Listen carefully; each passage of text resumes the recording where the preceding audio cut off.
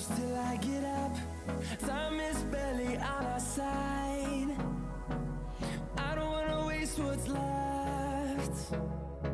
The storms we chase are leading us, and love is all we'll ever trust. Yeah, no, I don't wanna waste what's left. And on we'll go, through the wastelands, through the highways, till my shadow turns to sun rays. And on we'll go, through the wastelands, through the highways, and on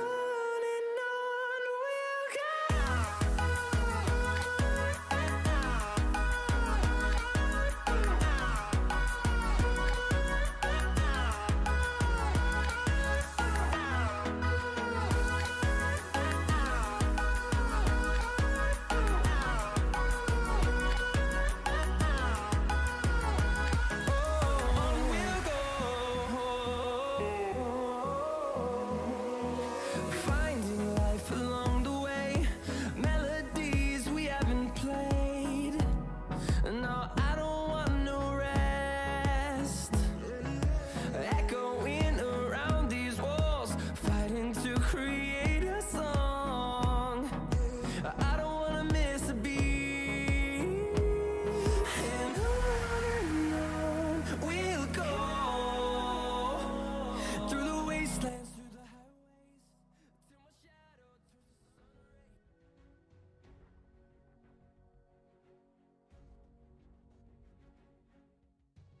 All right, you ready?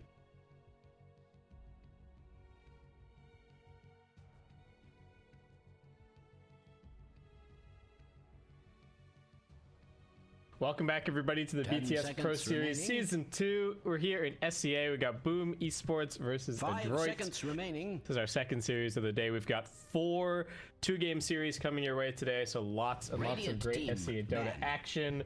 Danok staying hydrated, and let's get into it. You were Dire looking team forward to this ban. one, buddy, so lay it out for me.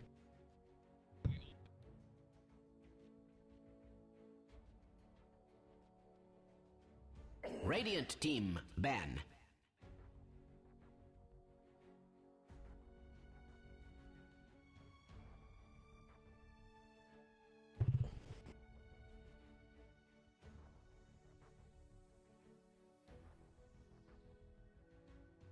Mm-hmm.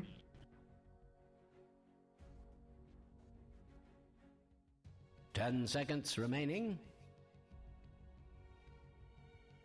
Yeah, 5 Boom definitely a seconds team remaining. that could continue to be in contention for those top 4 spots, and kind of the only Dire team team I would ban. say among the that 4th through 8th currently. Maybe T1 Radiant have team ban. a bit of a chance at 8 and 8, but like Reality Rift, they're at 5 and 9. Execration 2 and 14. I think they're a little bit out of reach, especially because among the top 4, you're only looking at like 4 to 6 losses maximum currently.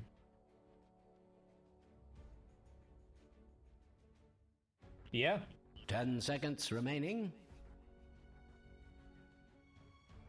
5 seconds remaining.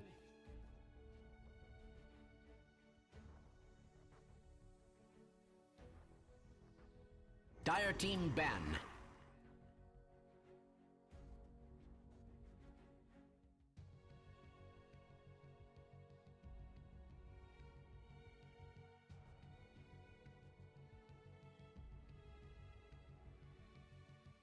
Yeah.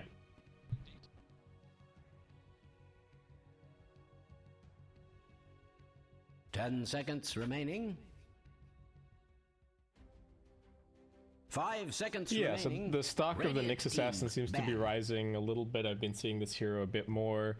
I think part of it is just it's a decent response to some of the meta heroes. Like I guess the Ember especially comes to mind, because otherwise it does feel a little bit maybe outside of what we were talking about in the previous series, where it's not really a lane dominating hero. And it's not 10 seconds really remaining. like a 5-man hero either. So if you're picking the Nyx, you are kind of 5 committing to a seconds slightly remaining. different style, but it is a style that's working for some teams here and there. So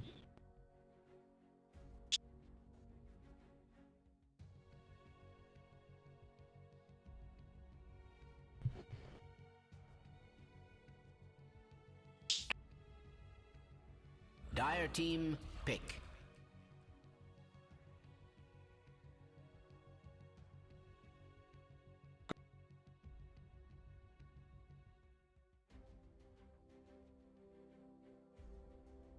Yeah, so of the big pushes, you mentioned the Death Prophet's still there, Beastmaster moved, Nature's Prophet's still in the pool. 10 seconds remaining. There's of course the Ember. It still continues to be a perennial 5 favorite, seconds remaining. almost no matter what. But we're taking a little bit of time here, considering exactly what they want to go for.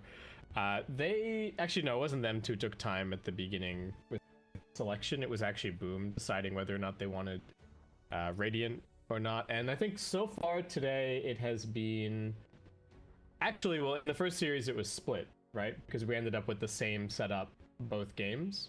But in this particular game we had ADROIT taking first pick and Boom took. Radiant team, pick. Earth Shaker. Okay.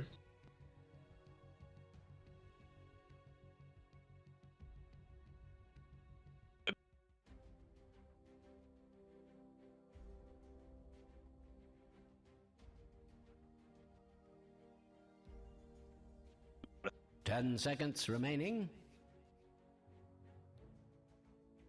5 seconds remaining. I really like the Shaker as well from the perspective of kind of a lot of what you want a traditional offlaner to be from a position 4, and it really enables these like super gross ranged offlanes like the Nature's Prophet Radiant team, and pick. the Necrophos and stuff like that can really shine when you've got a Shaker like blocking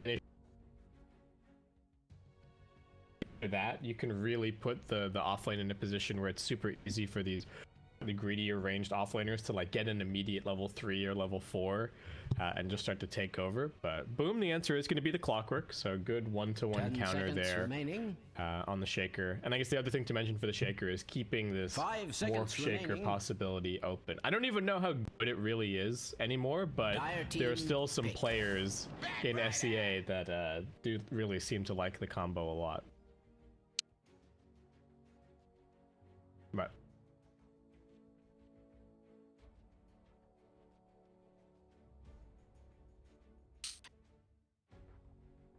yeah, 10 seconds remaining. yeah, 5 seconds remaining. yeah. I guess they just feel like it's going to be annoying enough in the lanes no matter what, and they could be willing to maybe play it as a 5 if ADROIT spend too much time and too much effort just counterpicking it. So I don't hate it in this situation. Yeah.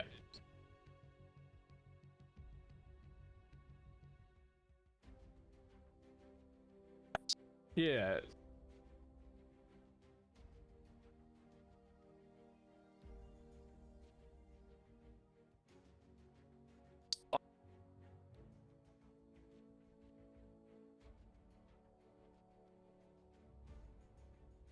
Dire team ban. 10.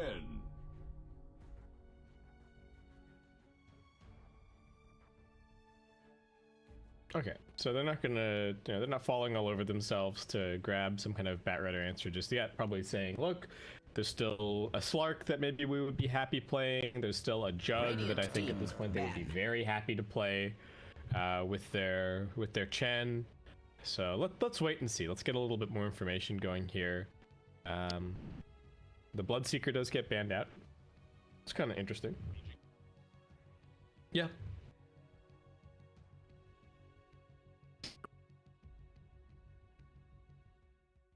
Radiant seconds remaining. Pick. And the Morphling ban does happen eventually. The one thing I will say about the Morph Shaker is that I have seen a few games where I feel like Morphling gets baited by the fact that he has the Shaker on his team for the Ags, where like I think the Ags build in those games was only slightly worse than going for like the E-Blade build or the right click build, but it did end up being a little bit worse. So anyway, 5 not a seconds remaining. consideration here really, since the Morphling's been banned, and Boom do get a pretty late Ember grab. So far, lots of fighting, lots of skirmishing, very little objective taking or anything just yet. So definitely looking at the rest of their draft to kind of Radiant provide team, that. And they are pick. reasonably single target currently with their disables. As oh my god, ADROIT just picked Dazzle.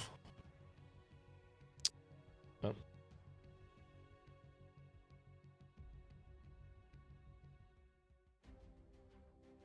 Mm-hmm.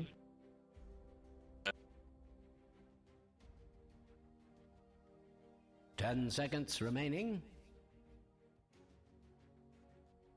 5 seconds remaining. And super, like I was saying just before, it's in that exact same vein as like these ranged sort of cheesy off lanes that are really enabled by having the Shaker as your position 4. And it looks pretty good here. The one thing I will say is that you do have to maybe be a little bit worried about, like, if this is a reasonably farmed Batrider, then he is going to be able to just jump in and try and focus the Dazzle first. But you have to be able to do that against a Dazzle lineup, because a core Dazzle, if you don't kill the Dazzle, no one else is dying.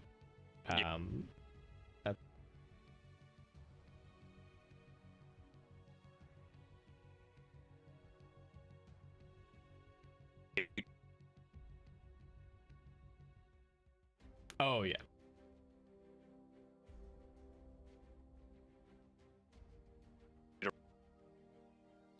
Well, it does also, there's this flexibility here of Dire team pick. you know, Boom maybe don't want to put the Ember in the safe lane either, for the kind of the same reason, as the Winter Wyvern now comes out. So is this a good Wyvern game, Danog? You're the Wyvern expert. Give me your master tier insight.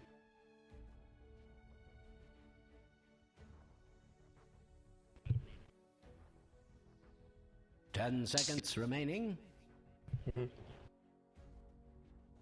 5 seconds remaining. Radiant team ban. Slog.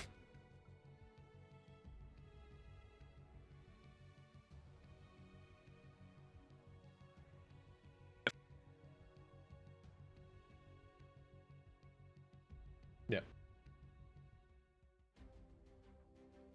Yeah, you do have to be a little bit careful, but by the same token, the Cold Embrace not super useful against the Slark, and pretty good 5 against the Ember seconds as well if you remaining. manage to land the pounce on him, which can be a little bit difficult.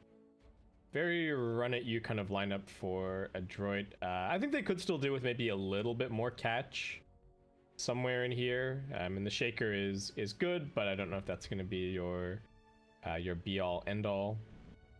Plenty of options for whatever they want to go for the mid lane, though they do have to think about the fact that Boom do have that last overall pick. Though Boom, I feel, have drafted themselves Dire into a team corner a ban. little bit with this building damage issue. Like, whatever they pick for their last grab, it has to be able to take objectives. Otherwise, what are they going to do this game?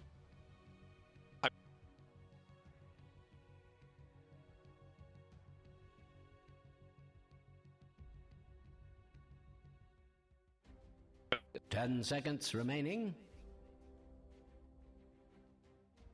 5 seconds remaining.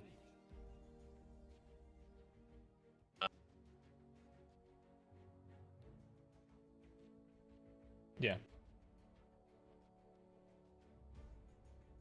Dire team pick.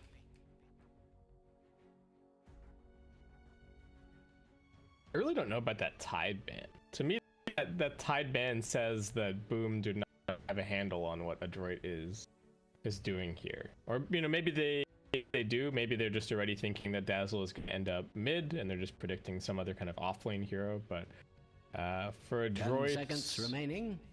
I don't know. I could see like a Void Spirit here. I 5 could seconds see, remaining. I think they've got a ton of options.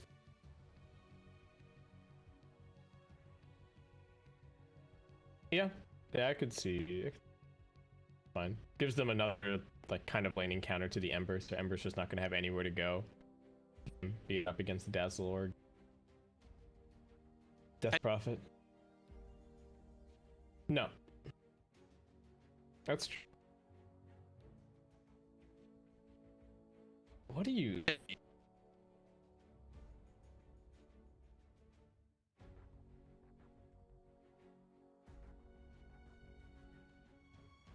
I really don't know what Boom's last Radiant pick team, pick. is gonna be here. Like it almost feels like it has to be like a TA, but it's not a good TA game at all. But what do? You really need someone that can hit a building even a little bit. Like I think Breaky Band was actually pretty good. It's good against the Dazzle. It's good against the Slark.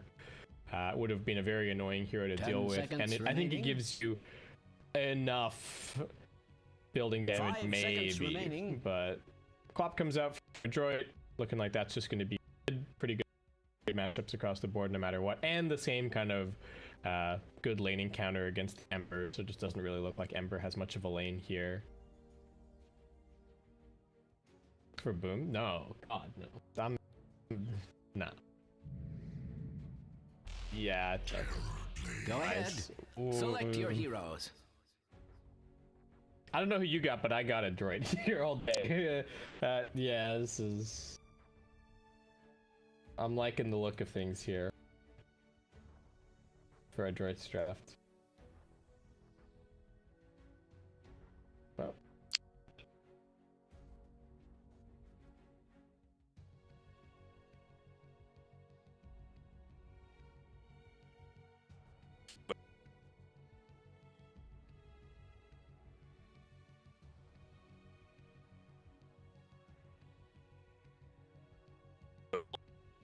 Yeah, I think we're seeing a lot in SEA the value of some of these 10 rosters that have seconds flexed remaining.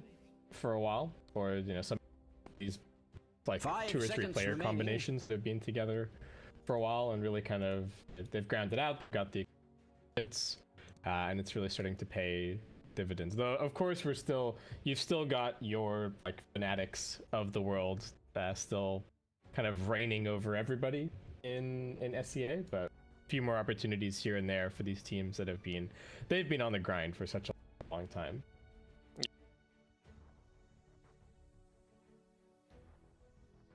Yeah. Yeah.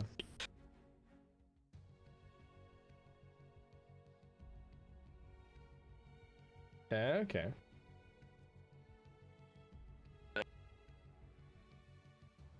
No, so I guess they really feel confident in the Dazzle versus the Ember, and then they're just running a 4 Quap, 3 Shaker. Is that the go here? Interesting.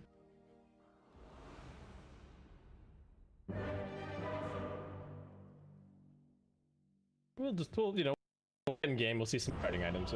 All will become clear very quickly.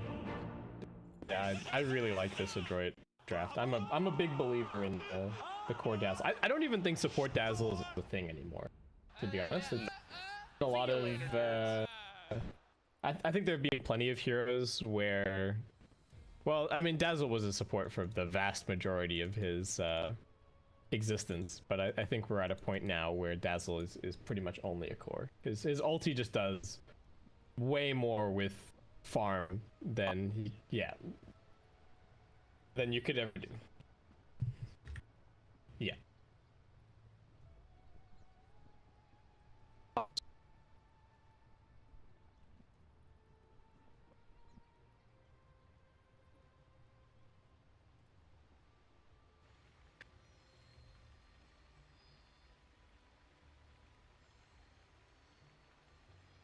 Yeah.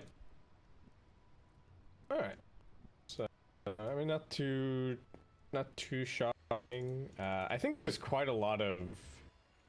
Actually, man, how much can this bottom lane really do? The Wyvern Terrorblade up against this this Quap Shaker.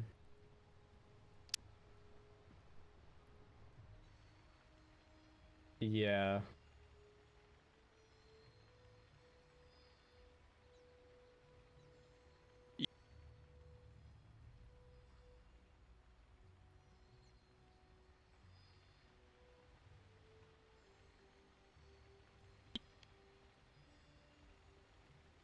Why does Wyvern base damage so bad? Is it just because it would be ridiculously OP if she had like good base damage and Arctic burn? It always feels so bad playing Wyvern compared to like I don't even know what's a good example. I feel like, you know, Bane has pretty good base damage. Like even though you're low range, you can still kind of get involved and like get the occasional deny and stuff here and there. Winter Wyvern can't do anything. It's like, yeah. Well, I think Witch Doctor is a good comparison. Yeah. Oh, Chen. Yeah. Yeah, exactly.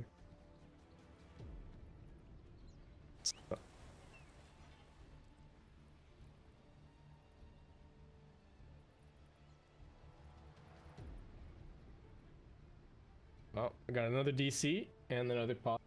Just casting some SEA dotes. Okay, so I guess the idea for Boom in these fights is that you like launch the Clockwork, Batrider, and Ember in just as hard as humanly possible and hope that creates enough space and enough lockdown for the Terrorblade to get in there and like right click a couple of people down. I will say that the Adroit lineup is maybe lacking a little bit for frontline. I think having the Shaker as a core is that a little bit. I don't even know if Ben's like, he's already got a Necrobook queued up for my man, so I don't even know if he's planning much of like a Blink Dagger build or anything, but that's maybe the one place where they're a little weak, is if they just get jumped and like one or two heroes get popped and they don't get to use the sustain from the Dazzle. But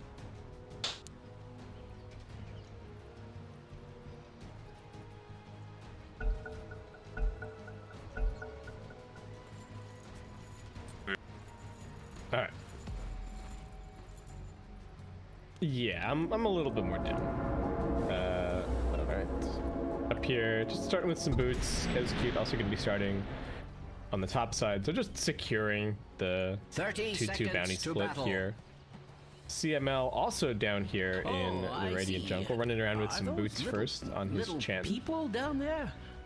Wonderful. Do have two Radiant Obs covering this bottom side of the map, so they're going to have full vision on anywhere that the Queen of Pain is going, hopefully any vision, and if he chooses to play down here for a little bit, though I think he's just going to go and join the Slark top pretty quickly. The battle begins, or so I am told.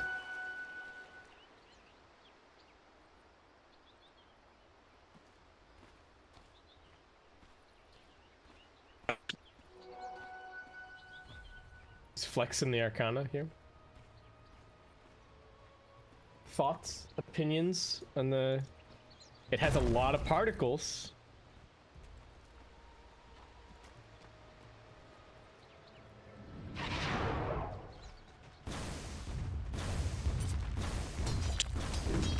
Alright. Oh, that's one tonight. Can we get some more? Yes, we can. Oh, this is nasty. This is, you know, this is the thing about Shaker. Even though he's not that amazing of a laning hero, you just the fissure is so cheesy in the first couple of waves. And all right, meta getting popped. Boom, he just glides away.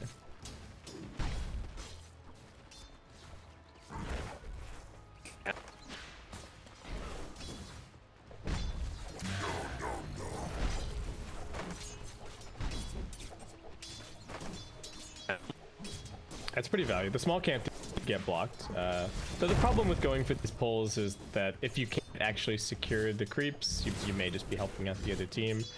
We'll see what happens though. Dream Assault coming over. Denies here, but Bensoy leaving that last creeps now. BC already backlaning a little bit up at top here as Hyde's actually soaking the experience. We got doubled up, or we got two different positions for creeps currently. No, we have a Satyr Banisher for the Chen. That's pretty handy.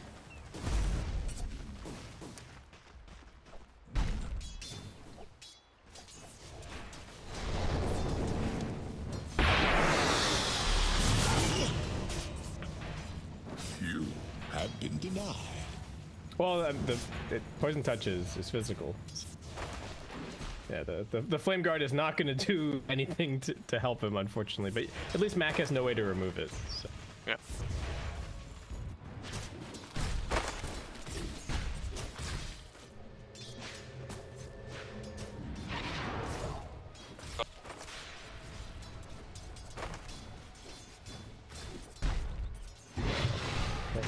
They actually get some kind of a rotation. A little bit of slowdown. I think they caught a glimpse of him for a second there. Oh, is that actually going to matter? There's the Shaker just dead. Laggering up on it. Boomy trying to split the assault damage, knowing that he can always blink away if needed. I really like the play from Boomy, actually. That's super nice. Just like, okay, I know that I'm fine no matter what, so I'm just gonna make sure that my Shaker survives, and even goes and snipes a little courier here, so. Hyde doesn't even have the mana for another battery assault, so no point chasing.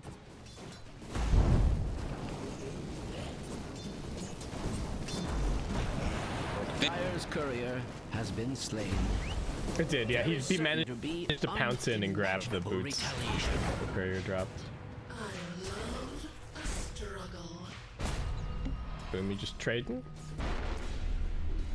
Stops himself back up now. So Clockwork's still just chilling down here. That unsuccessful mission is kind of painful. And I do need to run a bunch of pulls to just make sure that they're not going to fall too far behind in experience, since he's now kind of stuck down here. It is going to start walking over towards mid. They do have a point in the chains for the Ember. So if they can somehow catch off this Dazzle off guard, or maybe in the river, could try for something.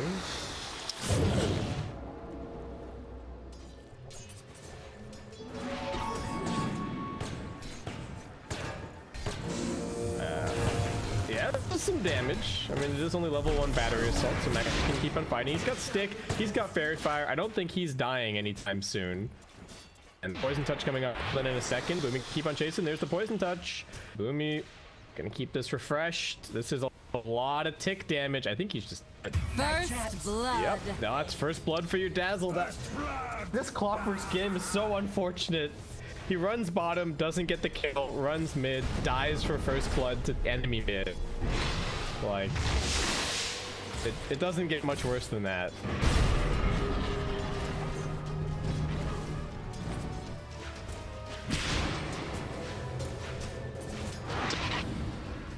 Yeah, and that means those creeps gonna head straight back into the jungle and maybe give a little bit of an opportunity somewhere. Boomy wants this bounty rune, not gonna happen. Makoto's got the chains available. Thought he was gonna get the blink off, but nice cog pushback from Hyde. All right, he is redeeming his game a little bit here. I really don't know about continuing to chase after seeing that. Like, you can see that Makoto's not there at mid, so. Well. Oh yeah, all right. That's maybe. I think it might be in range actually. We'll see what happens when somebody comes by. Oh, mid lane, running at Mac here. Doesn't have a point in the grave or anything. Stick charge is gonna help him out a little bit, but this Clockwork starting to turn the game around a little bit. Dire's top tower Makoto ticking down pretty low, but does survive. And might even be able to grab the level 6 here in one creep to go and refill his bottle, maybe even secure the 6-minute rune.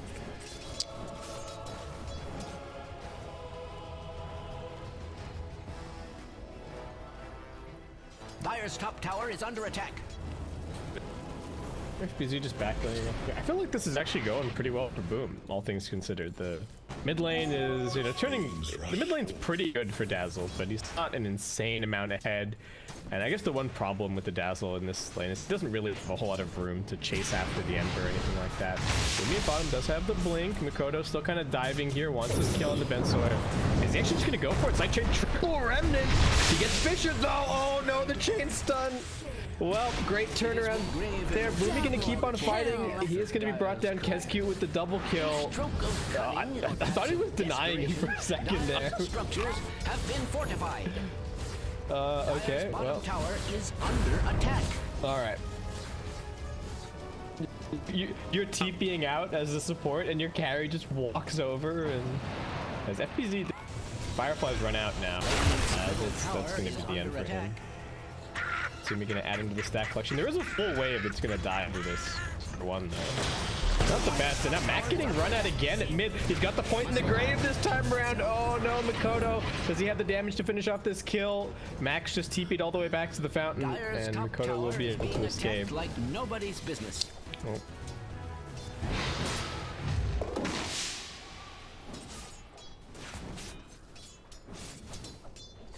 You are too slow. Very action-packed game so far. Makoto gonna get a quick bottle refill here off a hide. Nice. Shaker pretty happy with his lot in life down bottom. Does have the level 6. And we're kind of threatening this Terrorblade currently. Just keeping him on his toes.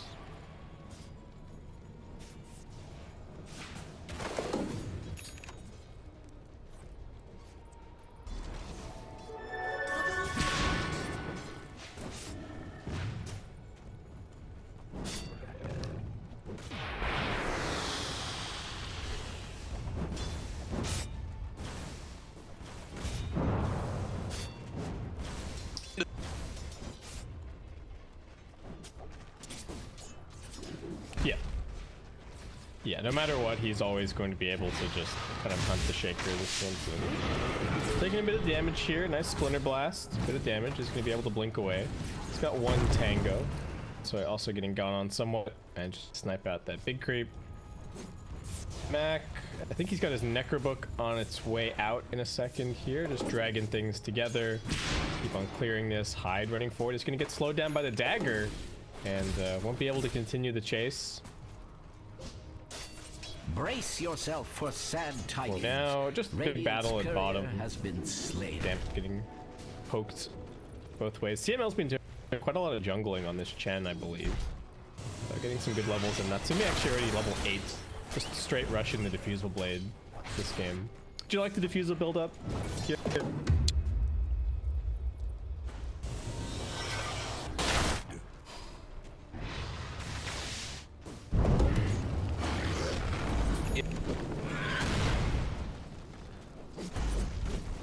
Yeah, I kind of like it against the Terrorblade as well, just for like the potential that you happen to get him low enough on mana that you just can't get off the Sunder, especially these early levels of Sunder, like 200 mana at level 1, just insane. Yeah, especially when you're just spamming Conjure Image constantly. Kind of hard to keep it going.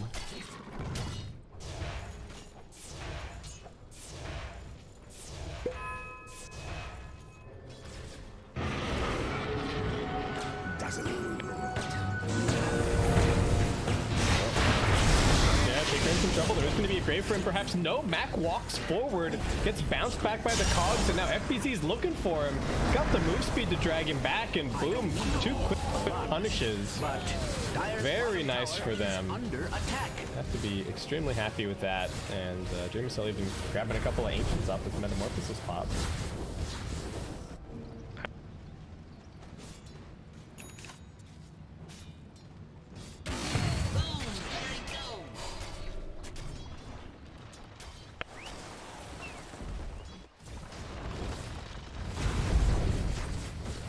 And this is really nice. They've got some meta duration along with the siege creep, so it's not the most important tower in the world, but bottom tier 1 looking like it might be dead. FBZ still just running forward on the Bensoy, and oh, Echo Slam drops, but FBZ still gonna grab this kill. Boomy looking for the turnaround over at mid. There's the curse coming through. Natsumi taking a lot of damage. Can they keep him alive? Hook shot through from high. The grave finally comes out, and that gives him the Shadow Dance. So Natsumi survives. Everyone's getting bounced around everywhere by these cogs.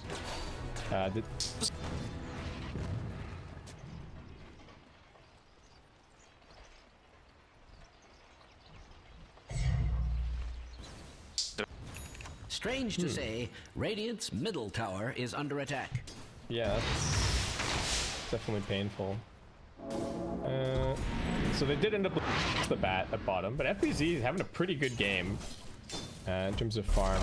And Dazzle farming up a little bit over here in the jungle, but not really feeling like all that crazy of a force.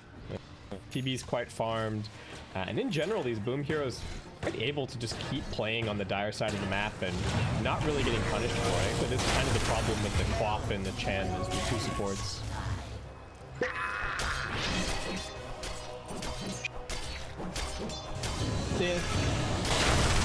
I think he was like, yeah, he was kind of jungling a little bit with battery assault, and then Natsumi just walked over and slew him. No issue. Who are we bringing in here? Who are we trying to bring in? Looks like the Slark on his way. Boomy just holding on to this top tier 2 tower for a little bit. Very nice. FBZ trying to hold on to bottom as long as he possibly can, Bottom tower while the rest of his team continues to farm up. Kescute is just going for a meteor hammer on this winter wyvern. Middle tower is under attack. I don't know.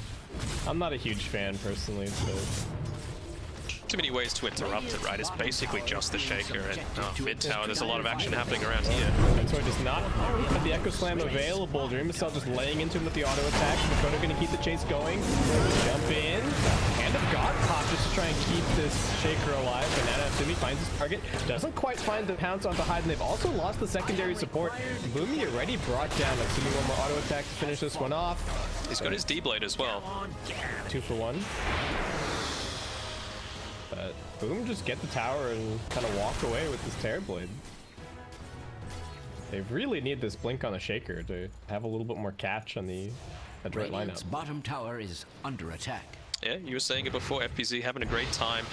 You saw there, maybe it was a bit of an ambitious blink in from, sorry, a TP in from the Earthshaker, but FPZ, he's able to be at a bit more safer range. He's still only got the poor man's shield. It's not like he's got, you know, some of that cast range, so you're able to quickly zip in. It's on the Ember right now, so just enabling stay out on the map, team fight even more than normally available. Having to use those TP scrolls back to base to start making a little stuff happen. We've got a triple Centaur smoke coming out here as well, and Natsumi, are they going to catch out Clockwork? Yeah, it just seems like it's going to be the clock once again. It's going to be bringing him down. So these big cores continuing to survive and farm. So Boom just trying to buy a bit more time, you know, letting Kescute spam out top. He has swapped it over to what looks like an Aether Lens here, so not going to be going for the Meteor Hammer at least immediately. Then start kind of running at Kescute, but I think he's going to be fine escaping with a little flap over the trees. I'm really enjoying the fact that because of FBZ, they basically never have to worry about this bottom side of the map. Just get that Firefly up, push it out, and then suddenly they're available to take this team fight on the top side. Bensoy's still only got the phase boots, so if they're able to catch him out, terrible position. I feel like He really wanted that bounty, but won't be able to get it. Boomy's gonna get brought in here, so this seems like ADROIT are considering their options up here on top. FBZ gonna be the target. They do manage to catch him with the pounce, but he's got the force staff to get a little bit further away. Natsumi's still chasing. If they can just keep refreshing the poison touch, might be enough to get the kill, but looks like he is gonna end up surviving as ADROIT. Just trying to surround this top tier 1 tower with all 5 heroes. The lines are already being drawn by the Clockwork. They're being drawn by the Ember Spirit. They are just gonna try and get the other lanes out as far as humanly possible. Hyde even getting a little bit of a D ward here up on the high ground. They do have some nice deep, well, they do have at least one nice deep observer ward here to play around. Boom, you're gonna come over here and start shoving things back the other way pretty quickly.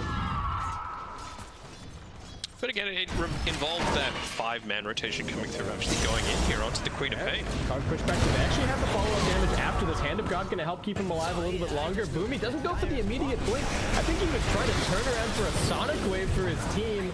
Hyde is gonna be brought down. Mac just has Makoto up in his face. CML trying to help him out. These Centaur stomps not doing enough. Natsumi gonna keep on going with the auto attacks. Bensoy misses on the Fisher. FBZ juking him out a little bit. Bensoy still charging forward. He's got the Echo Slam, only dropping another one. Buyback coming in from the Clockwork, but Hyde curse. be dead again. Great curse onto Mac. That's gonna bring him down. His entire team just beating him to death. Fantastic turn around there from Boom. Can they get anything more on the side of ADROIT? Natsumi actually finding out the Terror Blade here. That mana's getting drained. He can't get the stun prop. Fisher, now they've overstayed their welcome a little bit. Makoto tries to find the turnaround kill onto Boomy. He does get it, but Clockwork dead yet again in as many minutes, and Natsumi still chasing, looking for a little bit more. There are 2 remnants available for Makoto, so I don't think he's in too much danger. There is a blink for this Shaker. Going down.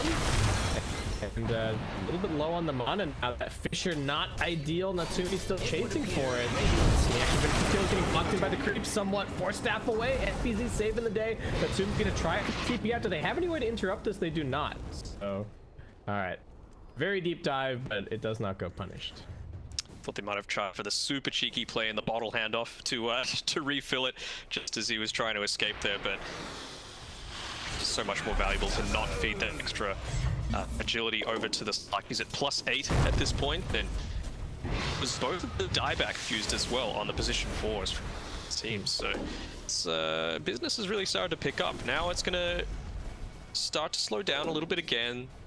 Back towards those tier 2 items, already picking up 3 of them so far on ADROIT, and some real handy ones too. Philosopher's Stone, Clumsy Net, and Implore, probably 3 of the best that you can get at this stage of the game, especially in one that's so teamfight heavy. We do have an Essence Ring on Boom, so Makoto going to be pretty happy with that. He has just gone for the Maelstrom so far, the BKB next. Even though there's not a crazy amount of lockdown on the side of ADROIT, I think he just wants that to be able to pop the BKB, run at the Shaker with the Flame Guard active, and not have anything to worry about. Makoto needs to... Oh, sorry, go ahead. Oh, no, go for it. I was saying he needs to stop griefing and put the Keen Optic back in the base, because Wyvern's finished up his Aether Lens, so already has some pretty good cast range, and that would just give them that additional bit of extra catch, you know, really on point with the curse in the mid lane previously, but to be able to surprise with that extra little unpredictability, even useful. If you can get off 2 early game curses that completely turn the fight around for your team.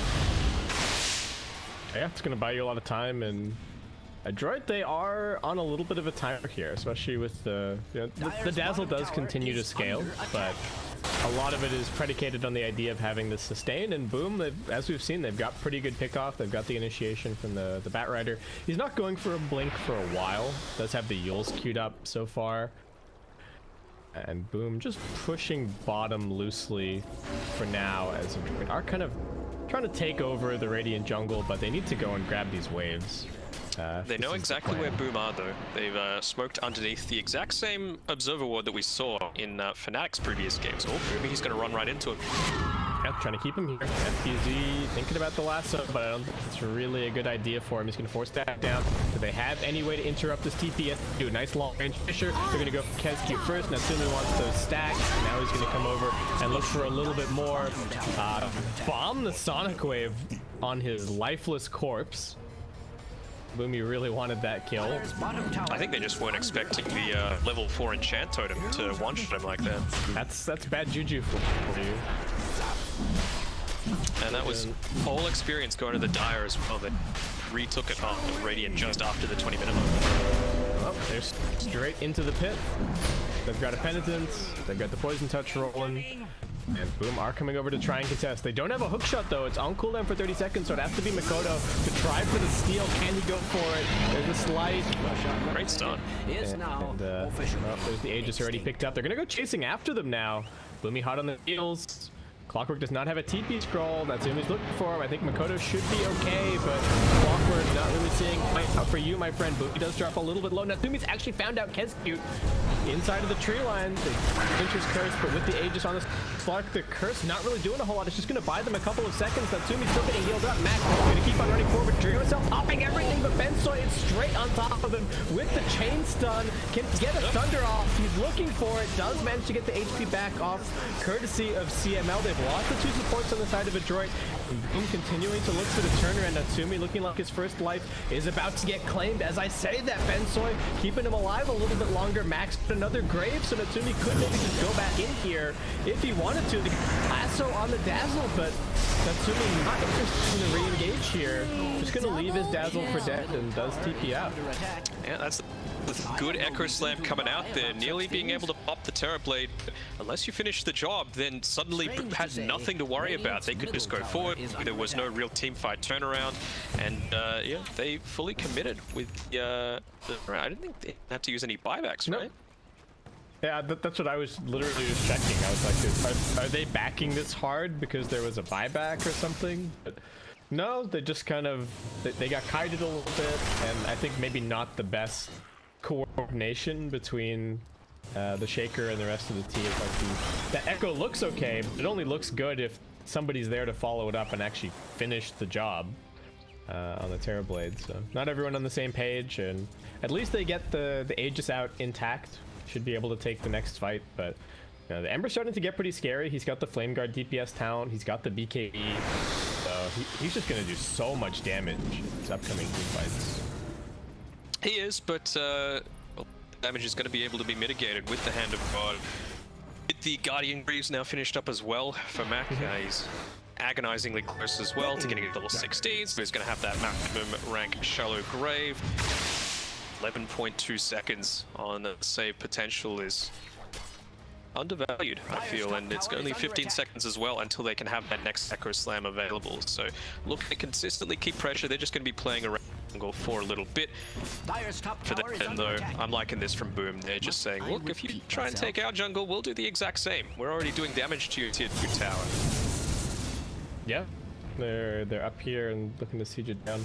Do you like the Spirit Vessel build on the quad this game? I feel like it's nicely done. All right, tried to glyph the wave so the Batrider BOT could complete, but Boomy just snipes it out. Nicely done. Batrider not going to be able to join them up here on top, and ADROIT can keep this push going at bottom. I mean, I think with the speed that they were going, you kind of have to, right? Like, you're going to get a bunch of kills anyway. You've got a Dazzle who's very, death ball minded. Yep. So I think it's perfectly fine. Bottom tower is being subjected to extreme It's just a question of what do you follow up into now. You can see he's got the Blade Mail queued up in his quick buy. I don't know if that's the go or not. Something a bit more for the rest of his team as opposed to just selfish, if that makes sense.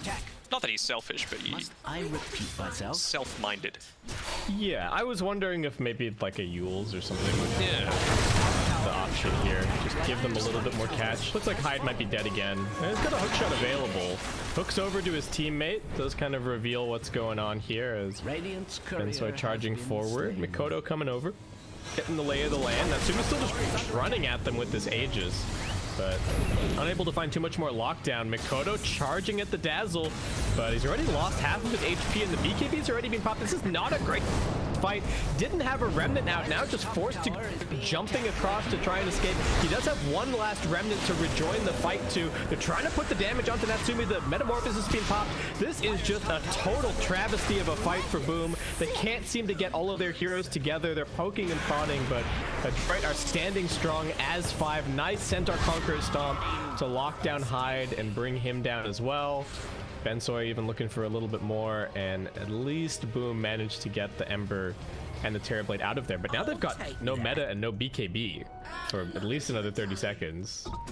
No meta and no BKB. I thought that was looking honestly okay for Boom, provided that you have this Wyvern looking to follow up with the Winter's Curse. He finally has that keen optic. He's got the A lens, so you've got that long range potential. It was still daytime, I believe, so you still have the vision.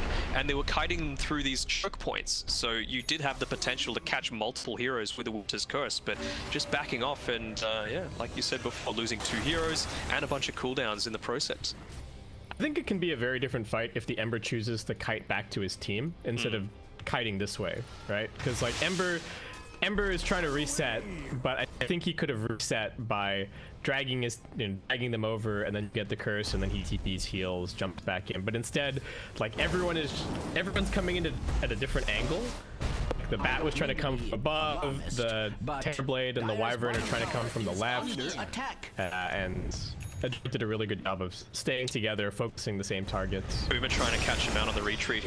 Yeah, lasso under the claw. Set the blade mail after this as a grave as well. Trying to keep Boomy alive. Oh, with the Hand of God, he does get the Sonic Wave, but Hyde dropping very low. Can they find anything more? Good chase from Mikoto. That's half of his HP already gone. BKB getting popped. He doesn't have the Remnants this time around. Winter's Curse, very defensive, just locking down the Shaker. Mac force-staffing forward, looking for a little bit more. They know that Boom can't really take a fight here. Terrorblade is not at all interested in getting involved. Still another 20 seconds to go on the Metamorphosis. He's got the Skadi though, which is pretty handy to have against this Dazzle Chen lineup, and the Slark as well. Yeah, the TB's getting big for sure. He's getting quite scary, and he does a great job of cutting mid-wave as well with the illusions. So they're not really going to lose too much for the fact that they just lost 2 heroes like that. Who's getting the quickening charm here? Is it Dazzle? do you just go all in? All right, there we go. Quickening charm on its way. The fact that Chen's got nothing is a little tilting for me. I just got the philosopher. Yeah. All right, philosopher's stone there. All complaints negated. Silenced. Yeah. Where are you at, Hayes? So what are these cooldowns now? 3.5 seconds on the Shadow Wave, 7.8 seconds on the Poison Touch. We've got a 7.8 second on the Shallow Grave. Well, Kez cute. See you later. Spotted out. Carry me home. Slark is just flying around now with his Aghanim Scepter. And 1 second difference could have been the difference between him being probably not out, but maybe they get Bensoy. Quick lasso at mid does find them a kill. There's a double damage waiting over here. Kodo with the bottle. Are they going to try and hand this over to the Terrorblade? All right, bottle gets handed over. And double damage stored and ready for this upcoming fight. He's got the Grove Bow. This Terrorblade is going to do an insane amount of damage if he can just stand and deliver. But so much of it going to come down to the vision, the initiation. Oh, we've got an Orb of Destruction on Slark. Ew. He already had the Ib Claw, so it's not like he was lacking for damage, but this is just something else. Yeah, this is going to give him... He's just going to be... Once he gets on you, it's impossible to deal with. And very helpful for the siege that they're going for right now. Bring down the tier 2. There are some illusions up top, dealing with some Chen creeps. They do have a little bit of damage already done to this tier 3. And Dreamcell having to decide how exactly he wants to play this. He's got the Ember here to provide a little bit of extra vision. He's also got an Observer Ward to play around, but right have all backed up and gone for a smoke now. They send Boomy back to defend, and I think ADROIT are just hoping to find some kind of a catch as Boom lead as they leave the base down here. They've got a good ward also ready. Did they spot that? Oh, they didn't even smoke. I thought they smoked. Oh, okay, they just spotted that smoke. And they've got the Ag Scepter on the slough, so he's going to get right in the center of the team fight really quickly. Oh, looking for Kenscute, doesn't quite land the pounce. The Fisher completely off the mark. Can they keep this Wyvern alive? They've got the lasso. He's sliding away. This from the Glimmer King Natsumi, forced into a fairly early ulti. They don't want to fight this Terrorblade though. If they can just kite him, that would be great. They have to try and force the fight. Mikoto going in. He's got the chains in a second. He locks down 2. Max trying to walk away. Nice. Greaves is going to help him out a little bit. Max still living. Is going to try for the TP away. Do they have any way to interrupt it? They've got the cogs. Nicely done by Hyde, and they will bring down the Dazzle. Okay, they got something at least for Boom. A Titan Sliver. That's the thing, right? They didn't even have to pop that BKB. They were approaching this time where they were really close to a couple of their items. And so the fact that they were able to get away just before that mark and even get a kill is event.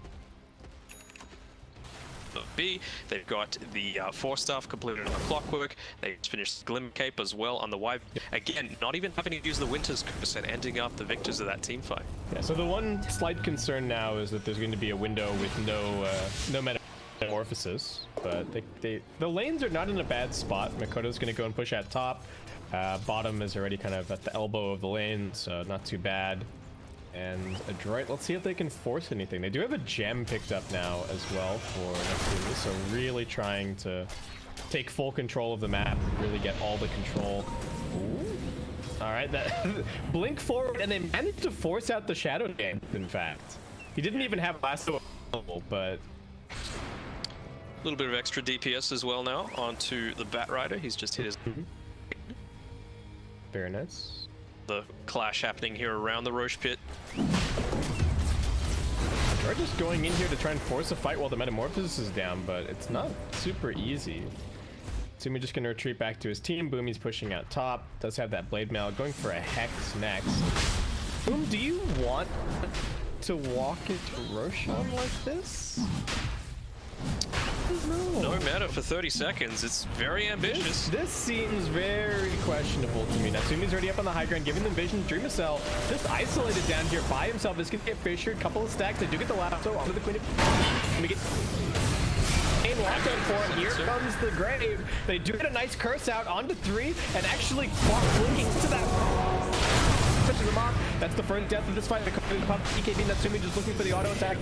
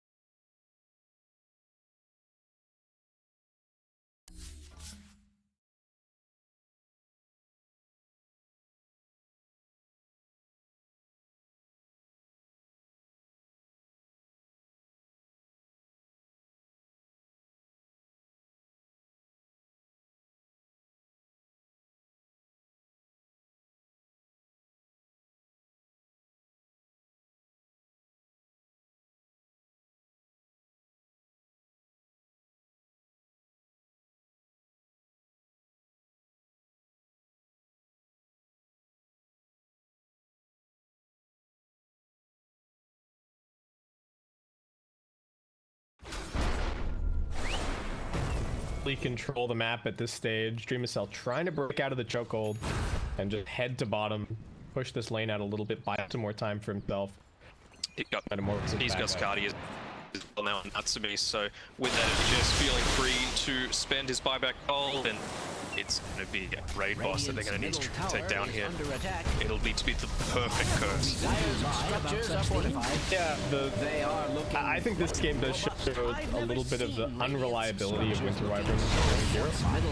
Oh, and it just comes a little bit too far forward. He doesn't have to drop it this time around. All right, curse. Backing up his teammate. Then Sora just going to get forced gap there. The heals start coming in. Mac is very low on mana. And of course, our least favorite item, the repair kit coming out.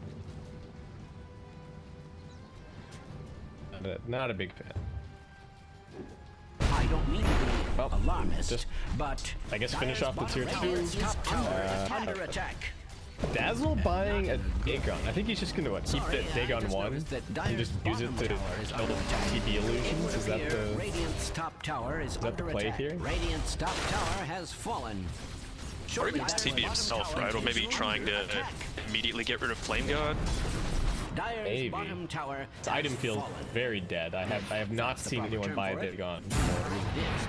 Maybe a poker. Yeah, it's like he's like the one hero. Him and Tinker are like the 2 heroes of the whole game that buy it. I just noticed that Dire's Oh, I don't know about that hook shot. Yeah, I don't know if that's really where he wanted to go. He's got the spider legs. It's true. Oh, now he's being pounced out. Well. Holy stonage. He's dead.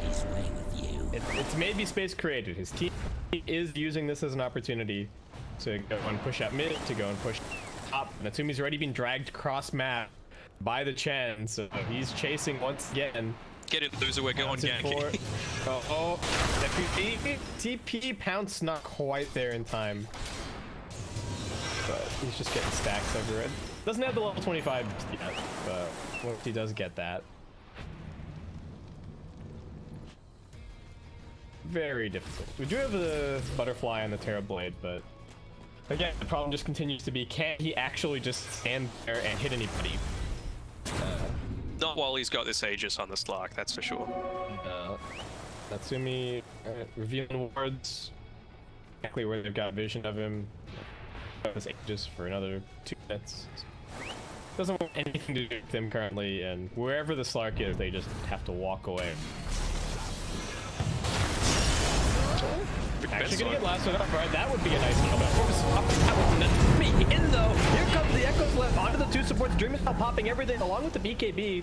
ADROIT should just be able to kite that one out with the spider legs. Mac just ahead over the hill and far away. He's done with this team now. Aegis still up for another minute and 20 seconds. And Miko at mid almost getting pounced on. does in the way. Able to get something to do with CML here, but again, hookshot still cool for the next 25 seconds. Doesn't hit with the flame ray. Hide, all right. Spider legs background. Natsumi with the quick counts. Gonna go looking for FBZ inside. One touch, all that they need. The timeless relic actually on the ground here from the Terrorblade. Oh, hello? no. Anyone? Oh, KezQ. Get it, KezQ. It's got it. All right. He's position 5 making the plays. The heist of the century. Bringing the timeless relic back. I guess, what, is Bat Rider gonna take that? Surely that's... I mean, he's still got it.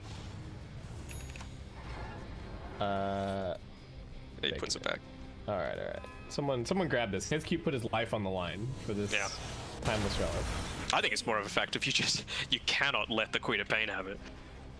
Yeah, that's true. Really? Go for a solo kill here onto the Queen of Pain. Oh, can they get this TP through? They actually do. FTZ the creeps survive, so now they get the lasso and we'll be able to punish Boomy. I think he was hoping to push out top and then maybe get dragged in to Chen. Sumi's still chasing. He's just not going to last a whole lot longer, only a couple of seconds, but FBZ has been found. Counts just get reclaimed. Tatsumi, the directional move. Didn't even He's go got it. for the honks. I tried for the save there. Yeah, that's what too. Mac just charging at him with the spider legs. The droid have just been running circles around the map, just trying to kill whoever they can with the Slark, and Boom in their wake, just trying to push here, push out a little wave there. We do have the full basher for the Slark now.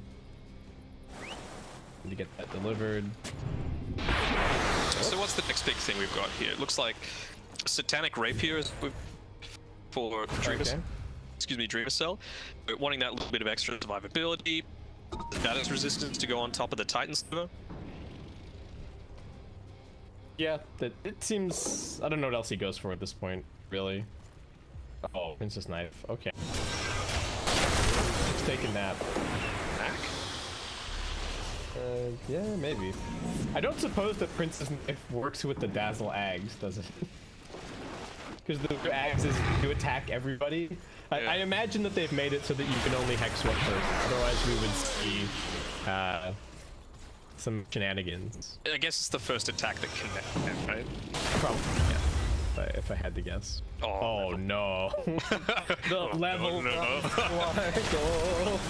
65 S shift duration. Oh, Rapira, let go. Who needs Satanic? Alright, he's got it. Alright, Dream making the decisions to try and win. He's not playing to not lose. He's playing to win here. Alright, they're taking outposts on either side of the map. Careful not to reveal Trimicel. Oh, he's got to level it for himself, but yeah, I mean, he's going all in. This glass cannon build, relying on the rest of his team, just saying, look, if I get caught, I'm just dead. Yeah, that's the end for me, but if I get to hit them, they will die fast. Please, team, just set me up here. Unless it's the Quap. Imagine if he dies to a blade mail on the Quap. Oh no, yeah, that about it, but well, the very last fight of our game could be coming up pretty quickly, Danog. It could get pretty explosive. We're just gonna put it on buyback status actually, because I think that might be the most relevant thing. We've already had outposts and bounties. The wind probably is actually moving back towards Boom in the last little bit, who are just huddling around an observer ward currently and letting the illusions do their thing. The illusions are going to reveal the fact that they bought this rapier, and ADROIT also, you know, kind of taking a second here. I don't know if they're thinking, do we need to try and get 25 on the Quap? Is that the way forward here? Well, Boomy was playing so scared on the top side, just not realizing where the entire team was. You've got the entire Chen army just sitting up here as well, and now we've got a Sheepstick completed for Boom. So, cooldown reduction especially impactful for this next fight, especially if they're able to catch a TB prior to the BKB being popped. Yeah, that would be very troublesome. Dream's still getting some farm off of his illusion, so the Satanic is still, you know, slowly but surely coming along. Makoto is going for an Aghanim Scepter next. Natsumi just working on a Abyssal Blade. Max got this, got a Lincoln Sphere with the with a 6-second cooldown that he's just gonna keep throwing on his Slark, I suppose. They are saying, let's get the hell out of here. Or maybe put the Wyvern on the front lines, try and go for a Winter's Curse to start the fight. It's getting revealed by FPZ. Are they gonna go up this hill? Boomy, are you a crazy person? No, just puts down the Observer Ward first. They are stacking everything on the Slark. He's got Lotus, he's got Lincolns. They're super enabling him here.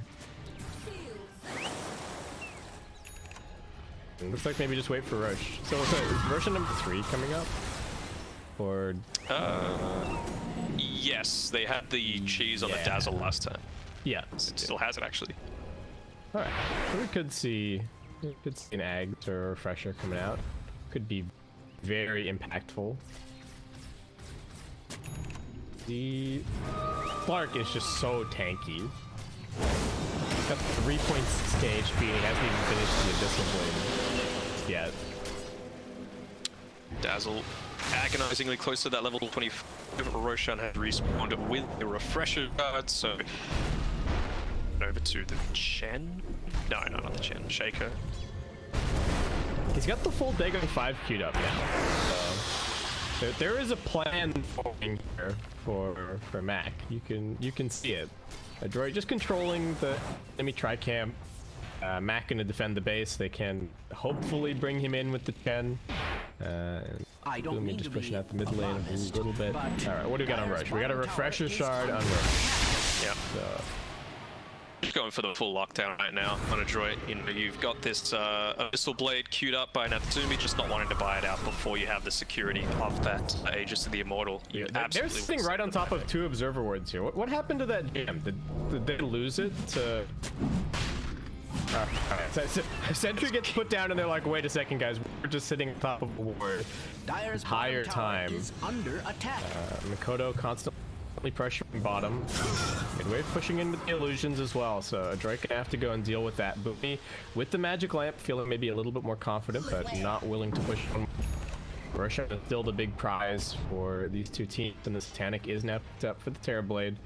If they could get him the Refresher Shard, that would be so big.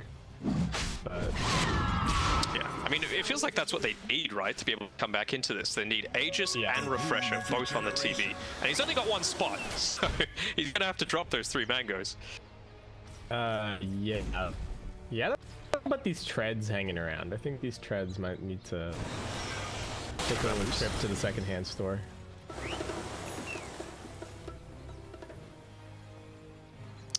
Just on a knife's edge right now. Mac's been able to pick up his level 25, which is real handy. Again, another smoke coming through. Natsumi wasn't caught in it, so he's acting as a bait a little bit. Just so enticing to be able to potentially pick him up, but that Dagon... Yo, Boomer walking in, ADROIT. They're just walking away. They do not. Alright, they're pinging now. I think they've maybe realized, but this is still reasonably quick. Himself going to work. Fensoy moving into position. They have any vision on him up here. Mikoto. Alright. Vicious Stun coming out. Half HP Roshan is going in with the Lincolns. Checking things out. Boomy waiting with the Hex. Dreamacell walking back in here. Kind of forcing Boom with the smoke on the back. They want to get off the big Winter's Curse. If at all possible, Mac continuing to lay down these Lincolns can get a jump. They've got the Hex over onto the Parader. FP just dies instantly. Gem hits the deck. He does have a buyback available. Boom. Being careful. Holding their... He's got that Boots of Travel, for so he can join this team fight at any time. Here we go. All right, the instant that ADROIT go into the pit, he buys back. ADROIT reset. Dreamacell now the one inside of the pit. There wasn't really any huge commitment there from ADROIT to get that kill. They did use the Sonic Wave, granted, but Hex is back up and ready to go. Natsumi feeling confident with his Lincoln. Runs into the meat grinder that is the Terrorblade and takes a lot of damage. Needs the lockdown from his team. Mac ready for the negative pounds onto the TV, still holding onto his cooldown. Into the back lines comes Mikoto, but he does get stunned up, and now he's being hexed. Echo Slant Knife, Curse finding his turn around. That's going to help keep Mikoto alive. Dreamacell blocks the Metamorphosis so he can finish off the Roshan. He secures that for himself. He's still doing inventory management, trying to figure out what he can hold here. He does get the Refresher Shard into the backpack. He's got the Aegis in the inventory, and Boom have done it. They secure the Roshan fight for themselves. He finally dropped the mangoes. I was like, surely it doesn't happen mid-team fight, but oh, the panic that you could sense on him. He was just Metamorphosis, just completely standing still, like swapping things around in the inventory. Oh man! But what a Winter's Curse, right? The curse is the Ember. It buys the time for the Terrorblade to finish what he was going for. Boom, making the call. They're rallying around their TB, and ADROIT just, you know, I think looking a little scared. Just kind of waiting for the next item, I do think the level 25 and the Queen of Pain are going to be a very big deal. They might even give the tome to Boomy at 50 minutes, but... Oh yeah. I mean, that's the great thing about the Wyvern, right? ADROIT needed to come into the Roshan to try and make anything happen. So you were always going to be a get off a decent Winter's Curse if you're positioned correctly. Natsumi, man, he's really hunting. Yeah, he's got a Pistol Blade. The rest of his team is following shortly behind. Dreamcell... Thinking about it, blink away from the Wyvern. Kezcue gonna be okay. And now we could have an actual teamfight on our hands. They get the dieback. The backline, that's the Bat Rider, and that's a dieback for him. Boomy in some trouble, gonna get hit by the Cog. Putback Max trying to keep him alive. That's another one dead. We're starting to get some stacks going on this Slark, and they're just walking away from the Terrorblade. Nobody wants to fight him. Natsumi not gonna waste his time. Nice curse, looking to lock them down, and now Dreamcell with the second meta, laying down the damage. Is it gonna be enough? The Red Sword with the Echo Slam. That's life number 1 down. The Dagon helping out a little bit as well. He doesn't have meta. Buyback in the backline. Natsumi finding the answers. He's looking for Kezcue. He's looking for Hyde. They don't have the gems. Dream is anything left at this point. He's got a BKB. He's got a Satanic. He doesn't have a meta. He just has to fight without it. Natsumi's to the bash. He can't sunder anyone. Up these bashes. He can't get the Sunder up. He gets it onto the illusion. Hardly giving him any life whatsoever. This Slark is just attacking at a mile a minute. He's got so many stacks. Good game. Well, that's an allies chat. They're not done just yet, but I think that might actually be it. That was the rapier getting... Where is it actually? It's on the Quap. All right. GG called. Oh man. That was the end of that one. That's what I wanted to see, Kip. That is a game between two of the top teams in this intro, right? 49 minutes of absolute mayhem, back and forth, could have been anyone's, and then the Filipinos taking it out. I really thought that it was going to be easier for ADROIT than it ended up being, and I think a lot of it comes down to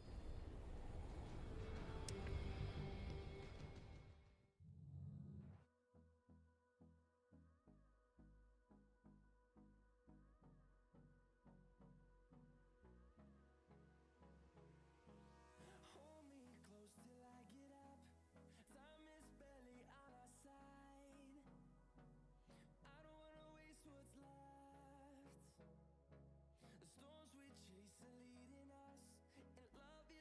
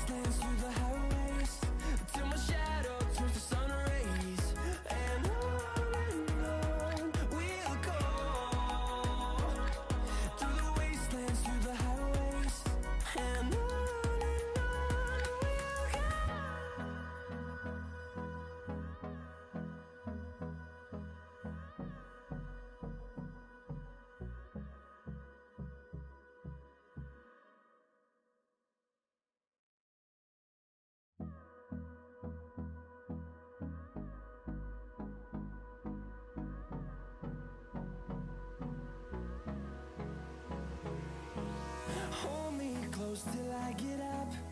Time is barely on our side. I don't wanna waste what's left. The storms we chase are leading us, and love is all we'll ever trust. Yeah, no, I don't wanna waste what's left. And on we'll go, through the wastelands, through the highways, till my shadow turns to sun rays. And on we'll go,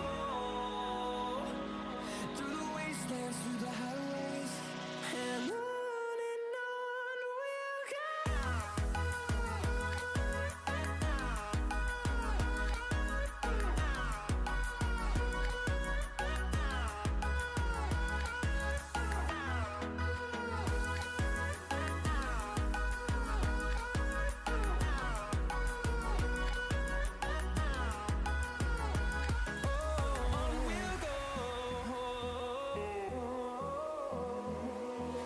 Finding life along the way, melodies we haven't played. No, I don't want no rest.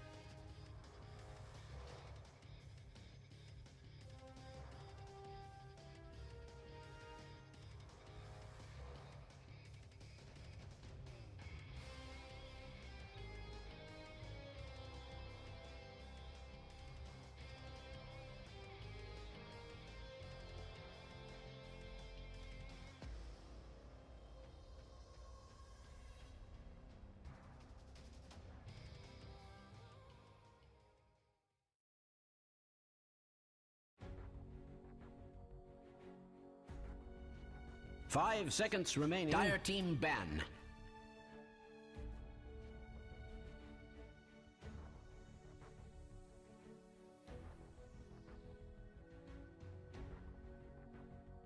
Welcome back, folks. We got some more BTS Pro Series Season 2 for you here in the SEA region. We're in the group stages, and we are in the middle of an 8-game day of Dota. We got Game 2 of ADROIT versus 10 seconds Boom. remaining. We had it messed up on the schedule for a second there, but ADROIT, of course, did win game 5 number seconds 1. remaining. And let's get into the draft for Game 2.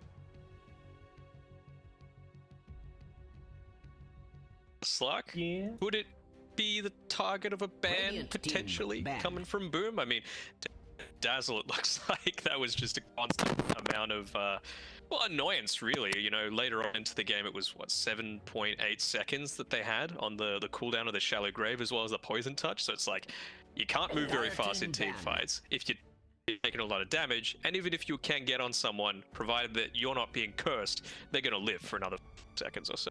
Yeah, and I think the thing that can be hard to notice, except for a few different moments, is just how valued the bad Juju minus armor is. Like, it's just stacking up on you the whole time, and if you're these heroes that don't have super high natural armor, that's where you're really just getting melted by the combination of the Slark and the Dazzle. So this time around, ADROIT don't want to deal with the Batrider. No. Respect coming out, and I'm liking seeing the Chen, these healing heroes. They're just like, get them out of this game. Have any other healers left? Like Chantress a little bit, but Radiant team ban. Yeah, I suppose so. It's like a wisp. Wyvern. Sure. What are you gonna do? Dire team pick. Okay. Well, Phoenix. All right, sure. ADROIT reminding them. So the Beastmaster also getting banned. What's in the pool? We got an Ember. Got a Lycan. Ember, Lycan, Radiant Niche team Prophet, pick. Death In the Prophet. spirit.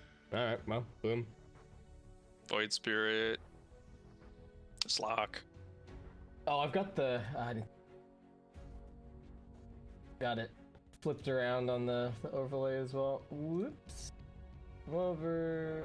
She'll be right. Sorry about that, guys. So it is ADROIT on the Radiant there, and it is 10 seconds remaining. over on the Dire this time around. So 5 seconds remaining.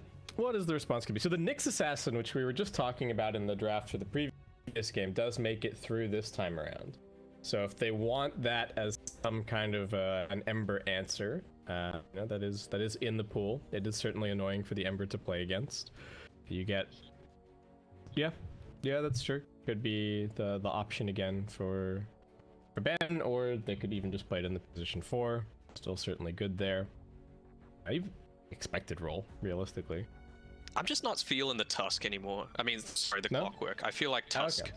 be a better option in almost all cases these days. You know, sure, it's effective against something like an Earthshaker, and I can see why they picked it.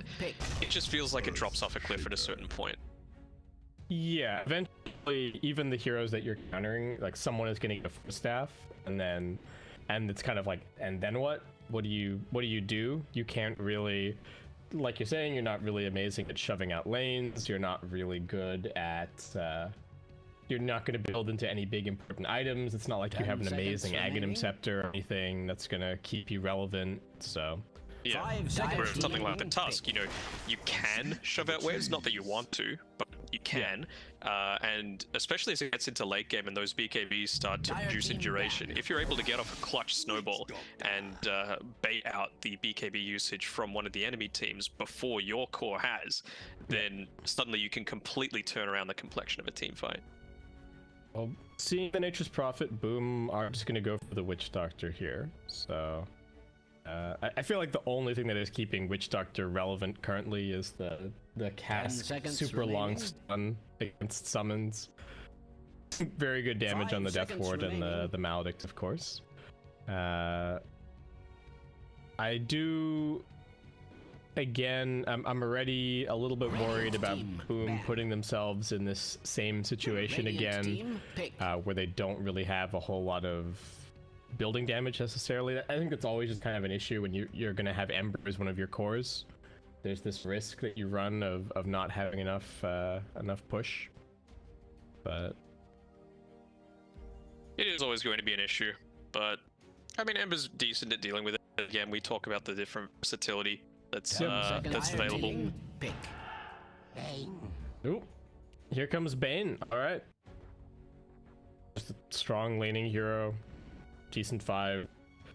Aren't really a whole lot of great ways to interrupt it just yet from the side of Boom, and that might be another thing that they have to kind of cover. And I think a lot of the best ways to deal with the Fiend's Grip are often like position 5s. 10 seconds remaining. And your silencers and things like that. 5 seconds remaining. What else is annoying? I've played against a few like position 4 Zeus. That gets really annoying once he gets Ags. You just can't cast Fiend's Grip ever again. Radiant team, pick. For now, what are Boom gonna go for? Just go for a Pangolier. Okay. So something a little different. I mean, well, we say different in the context of what we've been seeing today. I think they're a lineup where I think they go it a little bit more on FBZ, and I've seen Hyde play it a little bit, but it's definitely much in style of heroes. So okay.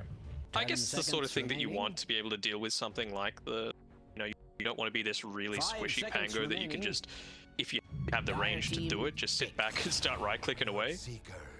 Oh, and the Bloodseeker immediately comes out for ADROIT. Well, Pango's game is looking a little bit more sad. I was even just about to say that I kind of like the Pangolier against the Bane, because either you're getting him to grip you, which doesn't feel great, but at least it's getting used that way, or you're constantly threatening to go into the back of the team fight 10 and seconds remaining. find him. But now this Pango's game is looking 5 seconds remaining. Yeah. What do you do if you're Boom? What's the Bloodseeker answer?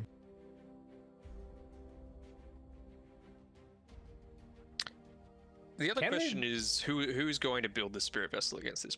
This is something that's going to be incredibly important. Can they just Lycan here if you're Boom? It's pretty good against. Well, at least the current build is good against Seeker, right? Because you get ruptured yourself, you stand still, and you just send all the summons at somebody. Doesn't really. The Shaker is a little annoying to play against, sure, as the Lycan, but. I mean, if you let it get to that point, sure, but I feel like the tempo is just going to be able to overrun. Yeah, that's true. ADROIT do have a pretty fast, well, reasonably fast lineup. All right, if you're Boom, what do? You can push the Pango to 4, I guess. I'm just gonna go for a Lone Druid. Okay, doesn't care as much about the Bloodseeker necessarily. Can be a little bit annoying to play against Bane because your bear is just gonna get nightmared every fight, and they don't have anyone they don't have an easy dispel or anything to get it off the bear. So yeah. I don't love that matchup necessarily, but other than that, the Lone Druid looks pretty good. And if it's only the position 5 that's giving you a hard time, then probably an alright pick. Okay, yeah, and, with the Bloodseeker, obviously you need to get in there to try and deal with the bear, so you can maybe kite in and bait out something and get some decent damage coming through Deathward, get Bloodseeker to stand in a Malady. Yeah, if they just happen to get a random chains or an entangle on him, shouldn't be too difficult. Now, it's not build that people go a lot these days, but I feel like this is a really nice Radiance game for Boom to either have on the bear just to be able to push out waves in that way, or maybe if you went really greedy on the Ember. Maybe, yeah, I can. It's a lot of right click, like Bloodseeker, you deal with Treants, you deal with Prophet right click. If it's on the bear, you're just going to have it pushed up into ADROIT's face in their team fight, so you don't have the Blink Dagger available to you as readily. Yeah, I might almost like it more on the Ember this game than the Lone Druid, just because I worry that, again, Lone Druid has to be their building damage. 10 seconds and remaining. I feel like to do that and to take the early towers and match the tempo that the Nature's Prophet threatens, you need the early items, you need the Mask of Madness and stuff. Yeah, I can totally see it going on the Ember. I just think it needs to come out somewhere in. Yeah. I'm not sure what the Ember build needs to look like this game. I feel like he's going to need. I guess it depends on where the Prophet is playing as well. If this is a very farmed Prophet, then maybe he's like a Yule's. Ooh, I'm just gonna go for an Enigma here. All right, I don't mind this Enigma. This Enigma grab. Is it 4 Pango and 3 Enigma? Is that the plan here, or what? The other way around? I guess it's kind of It's a super open. point, to be honest, because I think they're both gonna get 10 seconds Still a lot remaining. Amounts of farm, yeah. yeah. So Probably a bit less so if the Pango was the 4. Choose your hero, Brewmaster. Oh my good god, this friend. bear. Just See you later, Bear. yeah. See you later, bear. He's either getting cycloned or he's getting nightmared. He's not in for a fun time. And we're seeing a mid-profit this time around. Yeah, it's getting popular for sure. People just seem to like the Prophet anywhere that it can get farm, right? It's like this hero just seems good. Great attack animation, great attack damage, able to farm incredibly fast, push out waves even when you're not team fighting. And it's going to be a 4 Enigma, so I think FBZ and Hyde going to be finishing up, you would think, if it's going to go at all well, for at around similar sorts of net worth. Yeah, more than likely. I am wondering what the Enigma build is going to be. Is he just going to go for the Necrobook here? Does he feel like he just needs a Greaves for his team? I think he's going to get the Necrobook kind of no matter what, right? But after that is kind of the question. The thing is with the Necrobook though, if you go Necro, you have to take Ancients with it. That is one of the big reasons why you go it. It's replacement that allows you to actually just right-click these jump camps a little strong. So the question is, does Boom have enough tempo that enables you to be able to do that without getting run over at the same time? Because they've got some decent rotators here. Like, you know, Bloodseeker is able to join in any fight really quickly. Prophet, of course, can TP, and you know, Baker and Bane to support duo. Yeah, the Shaker Bane just brings so much, like, they're decent in the lane. I mean, Bane is certainly very good in lane, but they bring so much to the mid to late game. Like, you compare what the Shaker or the Bane compared to Witch Doctor, a lot of pressure on the Witch Doctor to get more stuff done in the maybe in the earlier stages. You really we'll should see. I feel prepare like for battle.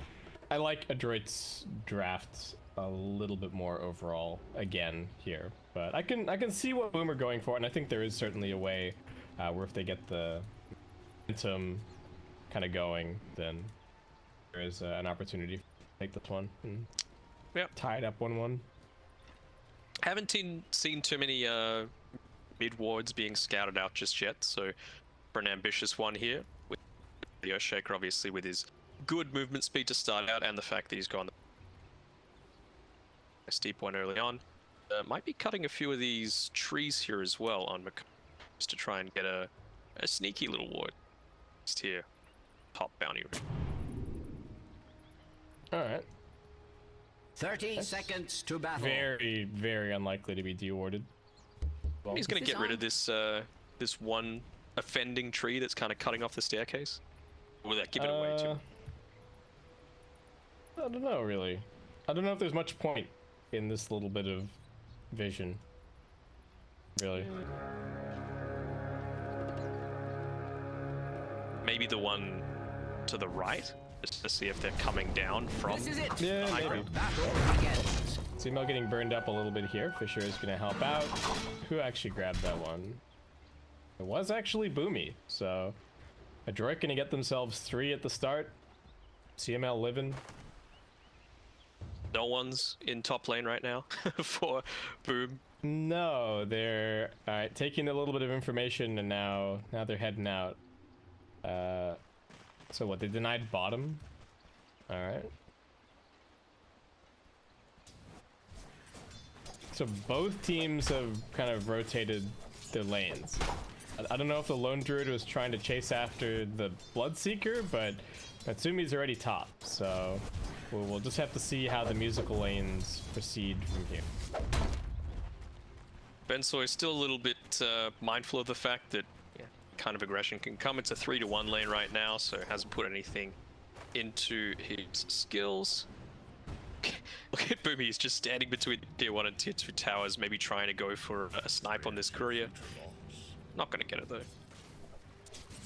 But we'll be able to bring out his salve. Mac putting on the damage with these. I mean, not only is the tree ridiculous, but Hero's base damage is also insane. So, not a very fun lane to play against. At least out. And Bensoy scaling into early on. Some damage in air, in fact. You punch from. They're really just chasing Hyde out of the jungle here. He's gone for 2 denies so far, but he's got 0 experience. Boom. Cheeky. Wave, not gonna work.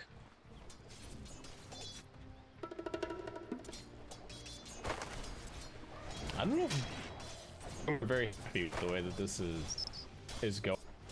Like, I don't feel like there's much point in having this dual lane bottom if it's just up against the Brewmaster, but Kezcute's got less plays that he can make in this lane compared to if he was in top.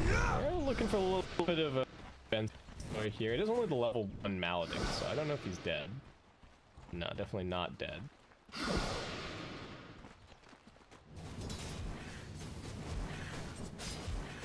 I mean, at this stage of the game, all you really want is experience, right? On the Brewmaster, you just want to be able to get that early level 6, impact your first team fight, and then go back to farm. Try and get some right-click damage. Drunken Brawls are really slept on build. Yeah, did it get nerfed slightly? Or was it the talent get nerfed? But something got... I'm actually interested to see a Brewmaster. It's not a hero that I've really seen a lot of recently. This Cinder Brew ability just feels so weird. I feel like Brew's in need of maybe another remake at some point, but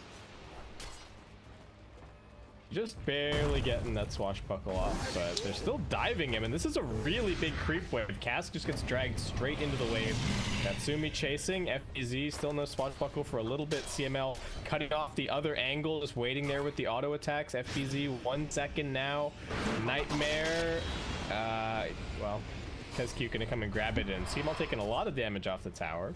Ladies and Salve gentlemen, himself up. Courier dead. Boomy coming in now. Can they finally get this kill on the Pangolier? Yes, they can. Kezcute has some boots. I think he might be okay, but that's not what Boom were hoping for in this early game, I think. No, absolutely not. And Natsumi, he's alright with this wave being kind of pulled. It means that he's able to farm, not having to contest against a tower for it. Of the earth. Easy. Miss out on too much. Still. Oh, because he dead at mid. Oh no. Just gets right clicked down by Mac. Easy up. Up by the Earthshaker as well, so he's gonna try and abuse that as much as possible. He's just again chasing around Hyde, making sure that this greedy Enigma pick is punished as much as possible. Mind as much for this Shaker, you know, Fisher is always going to be impactful. Oh, is he going to get fit? I mean, splitting experience 50-50 with the Enigma is not a bad life. Yep. Your Boomy.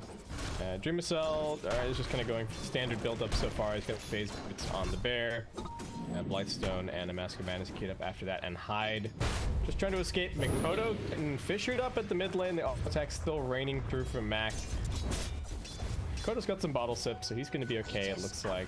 Banner spawning right. Hyde should be able to grab at least the one on the bottom side, hopefully giving the other one to Koto to get the bottle refills. Kezcute coming cross map to maybe try and make something happen at bottom. Just rotating down here. And so in a little bit of danger, getting body blocked up as now Hyde makes his presence known. And with more body blocks, it does seem like they should finally be able to bring down this kill. Nice for Dreamcell. And they've got the catapult as well. So unless they rotate somebody down here, should be able to get some good damage on the 2-1 tower. Yeah, now they've got the level 2 demonic conversion as well, so it gets rid of the siege creep, but it's going to be a heavy wave pushing into them.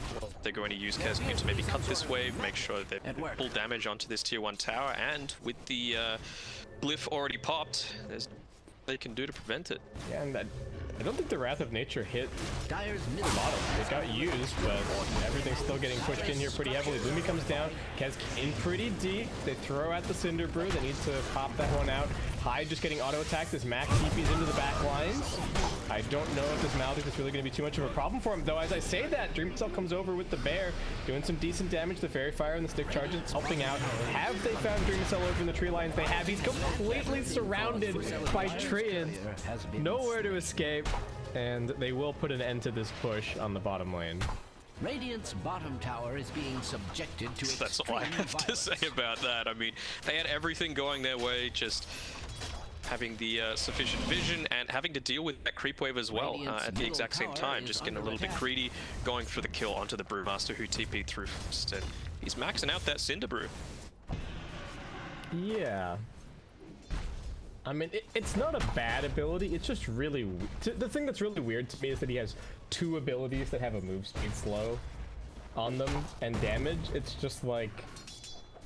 What's the point? What's the point of Thunderclap and Cinder Brew both being a thing? Anyway, we've got the Wrath of Nature back off cooldown, so Mac probably looking for another opportunity shortly. Natsumi does have the Rupture available. And how's this Enigma faring? It's still only level 3.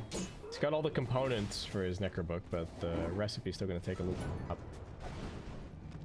This is very slow. In an ideal game, you wanted it like 6 minutes. In a poor game, 8 minutes. Not 9 or 10, which is what this is really looking like. And FBZ's got a Rolling Thunder to use, but I just don't know where he's going to find the opportunity. Mac is sniping couriers, and now hunting for Kezcute, who Gloomy has scouted out. One stun, there's a stun. Makoto's running over here with a Hasterin though, so they might get punished a little bit. But it might actually be a lot. Natsumi's coming over to try and help out, but FBZ just puts an end to the Rolling Thunder. His TP is going to get interrupted. He might pay the price, though. As I say that, the Ember's still here. Double kill so far. Natsumi's pretty speedy. So it does seem like he will be able to escape, and they do end up losing Hyde over in the Radiant jungle, but still not what they were hoping for. TPing, they just put in like Radiant's that. bottom tower is under attack.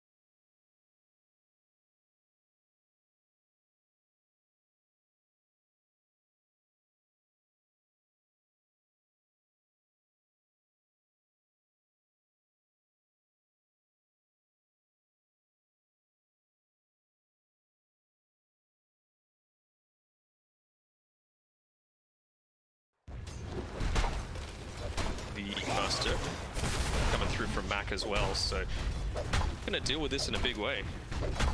I don't actually know the interaction. Does Tower is under attack. does the Dominator aura apply double on the Dyer's bottom tower on the is under pandas? attack. Surely it does, right? Has fallen. What do you mean? 50, well, not Dyer's double, but structures are 50% bigger. cunningly fortified. You know, the Good question. Like when they're split. yeah. No, like you were saying before, Brewmaster is not really one of those super meta heroes these days, so I haven't had a chance to lately. Yeah. I feel like maybe it would, because they're not like creep heroes or anything. I think they are just like brewmasters summoned units. Yeah, well, we'll see. We'll see if it feels like they're doing a lot of damage. That's cute. Getting looked at here at mid. Fisher not quite on the right side though. Mikoto now looking for a little bit of a turnaround, perhaps. He's also just going for a blade mail this game. TP up top, FBZ getting ruptured. Just gonna go for the full TP. Actually, not the full TP out. He TP's tier 2 just to try and stick around, but they get the Fiend's Grip onto Mikoto. Good damage, starting to stack up as they get the attack speed going. And there you go. ADROIT get that kill. FBZ waiting with the Rolling Thunder. Hide. He's also getting caught out and just sprint down by Bensoy. Just used his tome. He would have had the black hole available for that if he wanted to. Probably wasn't in the position to use it, to be fair. But again, it just means with the tome purchased, he's delaying out his Necrobook even more. 12-minute mark, and he's still 300 gold away. So this is definitely not a fun game. Yeah, at least Dreamcell is having an alright time, but he is the hero that we were the most worried about for Boom, right? There's the Wind Panda, there's the Nightmare. Just what is he really going to be able to do? And FBZ is itching to use this Rolling Thunder, but they can't really find an opportunity. Maybe he's trying to wait for the Vlads before they take a team fight? Yeah, see that. Natsumi getting run out a little bit here. Pops the Blade Mail just to try and deter Mikoto, who's still running at him, to be honest. Rupture comes out. ML does not have the Fiend's Grip for a little bit, so Mikoto just gonna sit here, wait out the Rupture, and grab a little bit more farm in the time. Enigma dead again. Bensoy just running at him. CML with a quick Nightmare, and now looking for the turnaround onto FBZ. Oh no, FBZ. I feel like a broken Swashbuckled forward. Could not get the Rolling Thunder off in time, and he's now just dead. Boom, I think falling to pieces in front of our eyes, Thanog. I don't know what they could do here, really. There are some times when silence kind of says it all about what's been happening this game. Mikoto, he's going to dive onto this Brewmaster. Nightmare on the bear. Got Fiend's Grip in 3. Just a little bit short. Well, they tried to make some kind of a play, but ADROIT keep on going. Look to pressure onto this mid-tier 1 tower. Dreamcell trying to hold on to it a little bit more. He's just going for the MKB rush. Hyde still trying to finish up Necrobook. We are almost 14 minutes in at this point and still doesn't have it. Ember is just trying to buy up a Blade Mail. Mikoto really doesn't have the easiest heroes to hunt this game on the Ember. Like, even the Bane and the Shaker, trying to go on them is just a risk. You might get chain stunned, and you might have the Prophet TP in, and you might just die. Alright. Hyde has his Necrobook 1 flying out to him. Woo! ADROIT, they're taking ownership over this space, and a spot this TP coming through from the Shaker immediately gets stunned up after he comes through onto the shrine. Okay, well that's the roll. Get Fiend's Grip. Here comes some chain stun. They are going to get a little bit of it. Coming with the black hole, doing some nice work. CML, is he going to get the grip off here? Still living. And Kizkyu doing good work with the Death Ward, and CML maybe in some danger. Alright, Nightmare, but FBZ still on top of him. I don't know about that Fairy Fire. It's going to keep him alive for a little bit longer. But 3 for 1 ends up being the exchange. Nicely done by Boom. They brought the numbers. And ADROIT kind of come in one by one a little bit. Yeah, I mean, that 6-second TP gives you an eternity to try and deal with it. They're towards the Roche Pit, realizing, well, black hole, and that time to be able to find a favor. Walking in here. Trance all on their way over. FBZ pushing at bottom. How is the MKB coming along? Still working on it. Just walk on in here. No problem. Got their blink on the Shaker. They're about to have their Orchid on the Nature's Prophet. A total terror for all of these Boom heroes, other than maybe the Blink. Who doesn't really care too much. should give things away a little bit. The fact that that mid tower is being pushed with not too much resistance coming through from ADROIT, and they're keen to just start pushing straight into that tier 2 top side. They've got some good vision through this ward that's, again, not in a super common spot, not visible to the outpost and any of the common sentry positions. It should be a pretty safe tower take. They've got some decent intel from Boom, and they're just trying to take this as a chance to go and push it bottom a little bit, maybe find some kind of a trade, even in the face of the Aegis. But ADROIT seemingly happy to take the trade for now. CML is actually trying to sneak down bottom. Some kind of a setup here.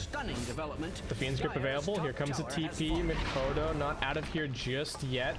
Rupture is available. You can jump away to the Remnant. Is under attack. And actually looking to catch something over here on the other side. Mac and Boomy. Oh, they couldn't quite get off the paralyzing cast. Good Fisher as well, keeping the bear isolated. Mac in the middle of nowhere, though. Looks like he is still going to be brought down. Rolling Thunder from FBZ. Might be looking for a little bit more. But it's just the Nature's Prophet who dies in the end. The pings immediately come out from the Brewmaster. I think realizing that they were getting scouted as that rotation happened. And boom, good punish. Yeah, it's kind of okay though, right? He's going to respawn in 20 seconds, and it's still going to be about 30 seconds until both the Rolling Thunder and the Black Hole are available. So if they're keen, they've got the Aegis, and they're going to have a lot of these abilities to be able to take up this fight. Wrath of Nature, 10 seconds as well. Yeah, and the True Form getting used as well there, so going to be a little bit easier to bring down if they can find him. You can see here they're getting aggressive, trying to find someone, but revealing themselves just yet. Defensive wards coming through. Radiant's bottom Philosopher's Stone, Lundra could be pretty happy with that. Has that ever been cause for celebration? Walk around that on his hero. Hyde constantly pressuring bottom. He's just going straight blink here. So it's not going to be the easiest for him. There are they're like 3 or 4 different heroes that he has to catch to guarantee a black hole, but it's just kind of hoping for it. I don't know if there's anything that is really all that much better for him to get in this situation. Yeah, he's gone with these 4 points in the Malefice. I really see the value point of just 1 in the Midnight Pulse, right? Like, only 50 mana and it deals 4.75 damage per second. I think that's nuts. Kesgut's dead. See you, buddy. Yeah, even if it's just like a, hey, I can cut somebody out of Sprout. Yep. Or something, right? I don't know about these 4 points. All right. TP coming in from FBZ, but ADROIT in a good position. Also TPing in the Ember. It's going to take them a little bit longer. Watch the Bane. CML, if he can get a good grip off that would be huge. Natsumi might lose the Aegis quickly here. Not dead just yet. All right, one more slight brings him down. They have popped the Brewmaster ultimate. FBZ rolling through, looking to keep Natsumi locked down. Nicely done. That's not the Blade Mill. They're going to sprout him up. He needs to cut his way out from his own team. Pangolier now getting gripped in the back lines. They're running forward with Mikoto trying to interrupt this, but he gets silenced. Still, Pango pretty tanky, finally brought down. Mikoto needs to find his way out of this. They actually bring down Boomy, running forward with Dreamacell. CML doesn't have the Nightmare for a little bit. Mikoto sprouted, still chasing. Bensoy in some danger. Kesku doesn't actually get the Maldic down. Channeling through with the Death Ward, and I think Bensoy might just be dead to that. This bear is very powerful, and Dreamacell drives them back from the tier 2. Yeah, some decent defense coming through, getting rid of that Aegis, making sure that there was no follow-up potential as well from Natsumi with a great timed roll from Pangolier. Goes down for his troubles, but a 2-for-1 trade, you're always going to be happy with that. And I guess they really wish that they'd been able to use like the Fiend's Grip on the... Oh, nice fear. I think CML is just dead. They really wish they'd been able to use the grip on the Ember, but he just did so much damage. Paul Fisher, Natsumi, chasing, looking for a little bit more. Dreamacell, they get the silence onto the end of it. He does have the black hole available. If he can just get it off, that's going to be the question. Natsumi kind of low, but he's going to go chasing after the Lone Druid. A couple more auto attack to finish it. There is going to be a disarm. Echo Slam, but no follow-up stuns. Where's the black hole? Still waiting for it. Mac in the middle of everything. Fisher interrupts. Max still living. He's got another silence. Can't quite get it off. Makoto finds a double kill. This Ember is just doing so much work in these fights. And now Boom chasing, looking for a little bit more. They get the root onto the Brewmaster. He dies.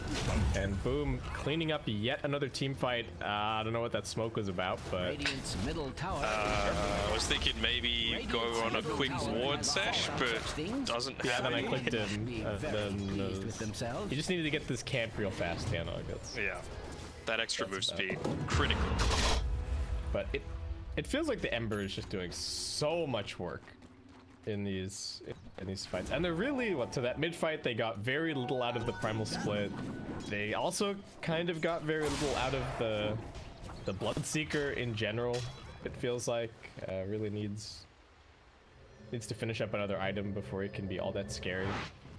Dreamerstill's doing a great job as well, you know, forcing all of this attention onto the Spirit Bear, who has got MKB, Mask of Madness, Impulse, so you have to pay attention to it. But like you're saying, it just puts all of this space that Makoto's allowed to have to be able to take these team fights. And he's going, he's getting Deso now as well. 12.5k net worth on this Lone Druid. They absolutely need to just Nightmare and Cyclone the bear and then leave him until last. I don't think there's really any other way to... I think they did, right? They got the Cyclone off in that previous fight, but that was around the Dire tier 2 tower. Yeah. Yeah, and they weren't killing anybody else at the same time, right? The Bloodseeker was just dying to... pretty much dying twice to the Rolling Thunder. Hyde's got the Blink Dagger now. Brewmaster has just picked up a Vlad's on top of his Helm of the Dominator. Not really going to have too much scaling potential here. Like this from my a little bit, just to make sure he's sticking close-ish by to get that level 12. Radiant's 20 seconds off your ultimate, always real handy. To extreme structures are fortified. So for Droid, I guess it's kind of farm stations. Ember does have a KB and the 50 Flame Guard DPS now. Makoto can play really aggressively sports in these fights. Yeah. Doesn't have to worry about the Shaker at all with the BKB and the Fiend Script. I don't even know if he pops BKB if he's going to dominate the duration of the drills.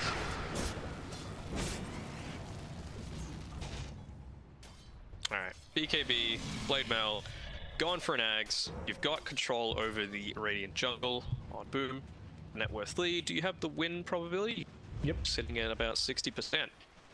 Smoke right underneath. I don't think so. But still, they're just trying to clear out their own jungle here. CML sitting Shadow Amuleted, hoping that nobody puts down a sentry ward. It's like, please no. Value experience. I'm just trying to set up a gank for my Nature's Prophet. Please don't sentry. Thanks, friends. Let's see what his vision's like. Oh, it's daytime, so it's not terrible. It's daytime and he's got a ward, right? So he kind of sees everything.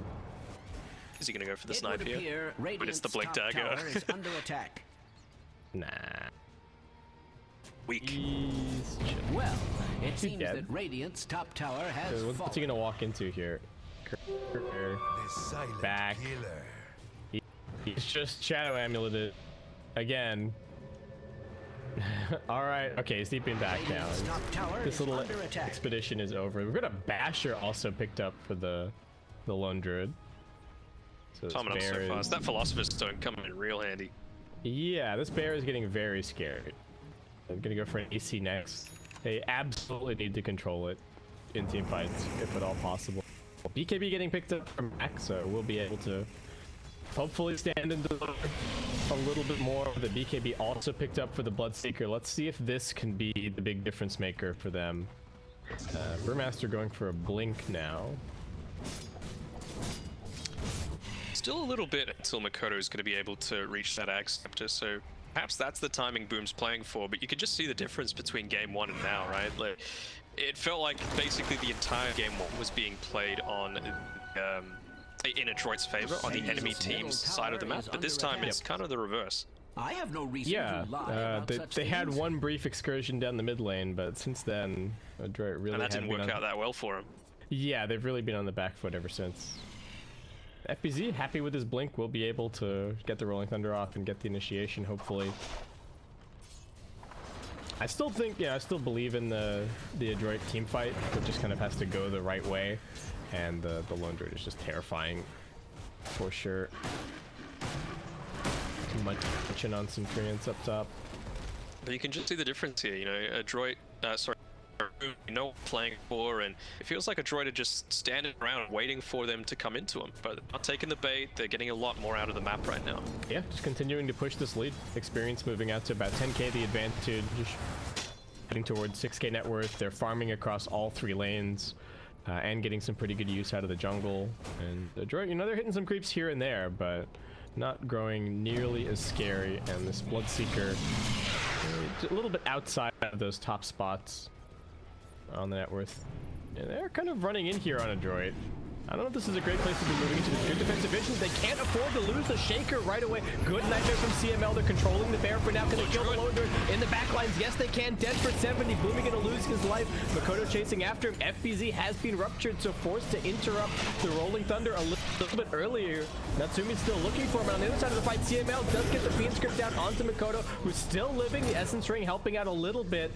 Still a couple more auto attacks to bring him down. Mac TPing ahead with the silence. BKB not going to be enough. They just got no damage out of their Lone Druid that fight, and without that, just no real way to win. Yeah, unfortunate, no real sustain. Don't think the Witch Doctor was close enough to get that Glimmer Cape through, or maybe actually he just finished it up after he TP'd back to base. So sorry, was about 100 short towards the start of that team fight. And even on the Pango, he went for the cheeky deny onto Roshan. He right-clicked Roche to get his aggro, disarmed. So he didn't die. That's always the way. Every time you try to go for a stack as Pango as well, it's always the disarm and they just stand there looking at you. Aegis and Cheese secured. I think the other big thing in that fight is that Mac is, with the BKB, finally able to just stand there and hit. And not really have to worry about any kind of counter initiation. Natsumi doesn't want to lose the Aegis that easily here, but I think he's just about to die to Maledicts. Yep. Still does damage even after you pop the BKB. Kenscute still living, and now they get the follow-up stun. Yourself in a very quick the Bloodseeker. The cask as well. Natsumi just didn't get to do anything. Kenscute even living. Black hole. Black hole now onto CML. Okay.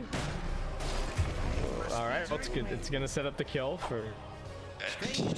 Yes, but at the end of the day, he's back up in 40 seconds, and your call is not for 2 minutes beyond that. Oh, they're chasing for. All right, there's a chance. Looks like they will be able to find one more. Did not expect the mobility from the Ember, and does get brought down. Well, that's now just as quickly as it was looking good for Adroit again. They fall asleep at the wheel somewhat, and Bloom coming to punish. Max pressuring bottom, but Bear is pushing nice and fast, especially with the Desolator picked up. Middle tower has fallen. They really wish that they had their Shaker to fish her off the ramp or something. They don't even have a glyph just yet. They do have a repair kit. Cool. Just tossing the Bear up in the air. All right. I guess that's the plan. Buy time for Seeker to come back at least. Yeah, oh, the silencer, can they actually kill it is the question. Is Quelling Blade is there? They get another stun. All right, another whirlwind. Wrath of Nature. Bear just gets resummoned. Oh no, it ended up dying. Doesn't actually have it for 25 seconds. So. That's fine. Yeah, I guess they're not going to get too punished. Adroit now looking for something. Nice, quick charm picked up by the Enigma. You can see that, boom, they've got the good defensive vision, so they realize how aggressively TP'd into their jungle to take the outpost and taking the opponent easy. Nice to still get some experience, and Adroit kind of having to regroup somewhat. I think the plan was, oh, okay, we've got Aegis, we can probably be the ones in control of the game for the next team fight, but not going to be the case. Oh, we've got an Orb of Destruction also picked up for the Lone Druid. Just if you needed more. Good stuff. He doesn't have the Quelling Blade anymore. Is maybe the one concern. It really feels like this game is just going to come down to how much the Spirit Bearer is actually able to just stand and right click. If he does get Nightmared, if he does get hit by the Panda Whirlwind, then I think that's how they lose the fights. But also, if they get a good Black Hole or they get a good Rolling Thunder, then the Bear is just going to shred everybody. So. It feels like that is the exact case, right? Every single team fight that they've won, it's been a near perfect Rolling Thunder coming out. See, just chain stunning up this Bloodseeker. Yeah, and then the one team fight that they lose badly is, well, the Lone Druid dies very quickly, but also the Pango immediately gets ruptured after casting the Rolling Thunder. Do you have a DD on this Bloodseeker for a second? Something happened. I'm into the Roche pit just for a little bit of a hidey hole here. Enigma is going to have that Black Hole up in 3 seconds. He's got the cooldown reduction talent and the quickening charm, so this use of it is going to be a bit more useful. And Scan pings him out, so they go straight for him. That would be disastrous. Doesn't have buyback. Droid taking the long path. Dakota does have the BKB, but you know, Boomy with some decent chain stun. Mac waiting 8 seconds to have his TP back up. Boomy just waiting for anybody to show on this wave, but I don't think Boom are at all interested in that. Do they have a smoke? All right, they go for a smoke, maybe a big wraparound, going to be the name of the game, or hoping to catch out the Nature's Prophet behind the wave at mid. Can reveals that he is not there, and Mac has taken the more defensive posture elsewhere. As he's also just working for a Desolator currently after. They don't have any vision up this high ground, but FBZ still walking there, feeling confident that they're not there. Smoke breaks, checking out whether or not he needs to use the Rolling Thunder immediately. Adroit, do they have the vision? They've got the jump onto the Brewmaster that forces at the Primal Split immediately, but the Spirit Bear has been nightmared to start. They do also have the Cyclone. Can they just keep it controlled up on the high ground? One manages to escape. Kezcute on the back lines. The Bear still spinning. Decent damage. They will bring down the Bane with no Fiend Script, so Makoto finding the right target. The Bear sent up in the air once again. Buyback from FBZ. Hyde going to be looking for the Black Hole opportunity that they do find at Mac. He's pretty tanky and he's got a cheese. Can they actually save him from the Bear, though? Finally, Dream himself finding the opportunity to get some auto attacks out. Good Fisher from Boomy. Makoto really committing to try and kill off this Nature's Prophet. Is there going to be a Black Hole? Not used just yet. He does end up dying. Had the cheese, but couldn't use it. Too much damage. Makoto chasing after, looking for Boomy. Blink still on cooldown for 10 seconds. Time to do get a slight chains onto him. Hyde shouldn't need to use the Black Hole here as they just pick up that kill. Like nobody's business. Well, the constant threat of these Black Holes, you can see he's been pump faking him every single time, and his heroes just die. Beforehand, you have to pop the repair kit one more time. No buyback left on this Earthshaker. You can on the Prophet, but you really don't want to be using it at this stage. All right, Nightmare going to be dealt with pretty quickly. Yeah, but they've got the Necro Book here to help deal with the Nightmare at the very least. Rolling Thunder's back as Still in well. some danger. Buyback from Mac. Rolling Thunder's available, but the Bear just 3 or 4 shotting the Brewmaster. He's also got a buyback. They do have their Shaker back up in 10 seconds time. Another Nightmare, buy a few more seconds. Wait for it. Sprout also up. They're trying to just kill off the Bear. Buyback from the Brewmaster. That's Bear number 1. Dreamcell, is he going to resummon it? He's being ruptured. Sending the Bear back in. They do have the Rolling Thunder available. Natsumi unable to get off the BKB because of the fear. Here comes the Black Hole. It's caught out CML. Does get canceled pretty quickly. Mac just standing here and auto attacking, going to protect himself with the Sprout. The Fiend Script finally coming out. Boomy in the backline looking good. Echo Slime. He's trying to lock down Dreamcell, who's just walking away from him. The Bear shreds the Earthshaker.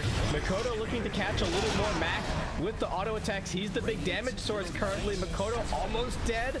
Finished off. FBZ next on the chopping block. Dreamcell just needs to run for it. Can't afford to die here. He does have the ultimate. Mac needing to be careful about that TP in. Dreamcell wishing that he could just auto attack his Bear out of the Cyclone. We're going to hide that fight recap quickly. Kezcute looking like he might be able to walk this one out. They're kiting the Bear. Mac finally getting latched onto. There's a root. Do they have a fear? He gets the Sprout out, still surviving. Dreamcell, ultimate duration still pretty good. Gets the root off of his hero onto Bensoy, looking for the TP out now. I don't think they have any way to interrupt this. Also going to try and TP the Bear. That's going to be fine. And Boom extract themselves from that situation without too many losses. I mean, diving that little bit too deep. I'm still underestimating at 35 minutes the damage that those tier 4 towers can do. I don't think they popped the glyph for it either, so it was just the single right clicks coming through from the towers that were able to repel, and maybe underestimating as well the Nature's Prophet right click potential with the AC. Yeah, and just how survivable he is underneath those tier 4s as well. The really stacking up. Black hole on cooldown for 30. Oh, Kez Cube getting caught out. Back with the TP forward. Courier also going to be brought down. The Glimmer Cape actually helping to keep him alive a little bit longer. But walks back into the Bloodseeker. Silence. Yeah, I think he's just dead. Oh, Boomy. He's got Shadow For Amulet. hide. All right, there's the stun. Rupture comes out. They are going to sprout up the bear. This is a double damage bear. They're just going to try and right-click it down. Focusing onto it. Dreamcell, he does have a reset, but I don't know if you really want to use it. His main hero getting caught out. They've got the Fiend's Grip once again onto Mikoto. Nothing from him this fight. He has been such a nuisance for CML this entire time, but this time around, he's got it. They're dead for 80 on the Ember. I mean, the Lone Druid's got a buyback available, but... Alright, here it goes. If his bear dies again, though, that's just it for bears for 2 minutes. Structures are fortified. Radiant structures are They fortified. need... Oh, they're just going to try and hold. They do have a black hole available. Boomy. I am Alright, getting stunned up. Doesn't have the BKB anymore. Tier 3 dead. Mac. Focusing on the buildings. FBZ thinking about the Rolling Thunder to buy a little bit more time. The Rupture is on cooldown for now. They get the Nightmare onto FBZ. Hide, Blink, BKB, Black Hole onto the Nature's Prophet. Can they focus him down? Yes, they can. He's dead for 125 seconds. Boomy's up here on the high ground. He's got the spider legs in a second. Echo Slam coming through. Yeah, but he's also just dead. Alright. Bensor trying to evacuate himself with the pandas. We've got a random dead courier just floating around. I just pad past it as well. It's always... It's something about this specific courier that it always, when it dies, it doesn't go into the ground. It just sits up here at the top of its animation. It's got wings, you know? Yeah, makes sense. Alright, so Prophet dead for 90. Roshan's respawning in 1 second. Oh, wait, did Dreamcell, did he see it or not? Go back. Alright, he's done it. He's done it. This is Aegis Cheese and Refresher Shot. This literally could just be the game right here. Forces the BKB out of Natsumi as well, which is huge. Yeah. Next time it's going to be up is right when Prophet respawns, so you have to think that that's the timing that ADROIT are going to have to go if they're trying to make anything out of this. Got a Timeless Relic over on Boom. What is that going to occur here? Mikoto, you need to make a... He can't put it in your regular inventory, sir. There you go. All right, we figured it out. Oh, will he see this DD on the bot side? Get a sense that he's kind of sensing it. He's got that bottle. He's like, oh, maybe I'll just check if it's something. Oh, it's a DD. Let's go, boys. No, that's nice. He's asking if anyone else wants to come and get it, I think. But has fallen. just for him, not really useful anywhere else this game. 20 seconds. Yeah, they do have good high ground defense. They can kind of spam this out. They do not have the Blood Right cooldown or anything just yet. So we're just going to be going for a Heaven's Halberd. So the lives on the bear are still going to be very important at this point, but the big thing, the big story here could just be our Hyde Enigma. He had a miserable start. He had a 14-minute Necro Book, but now he's really come into his own with the item build and has the opportunity to just win this game for his team all by himself. Oh, yeah. And don't you love having that level of pressure on you? Yeah. He doesn't even need to get that good of a black hole, but I think even if one of the black holes gets interrupted by like a Fiend's Grip, I think that's fine. What do we got? We get super melee creep inside of the base. All right. Just given vision, trying to drag this wave. Yeah, I guess so. What's this? This is Brewmaster's creep here. They've got both outposts here on Boom.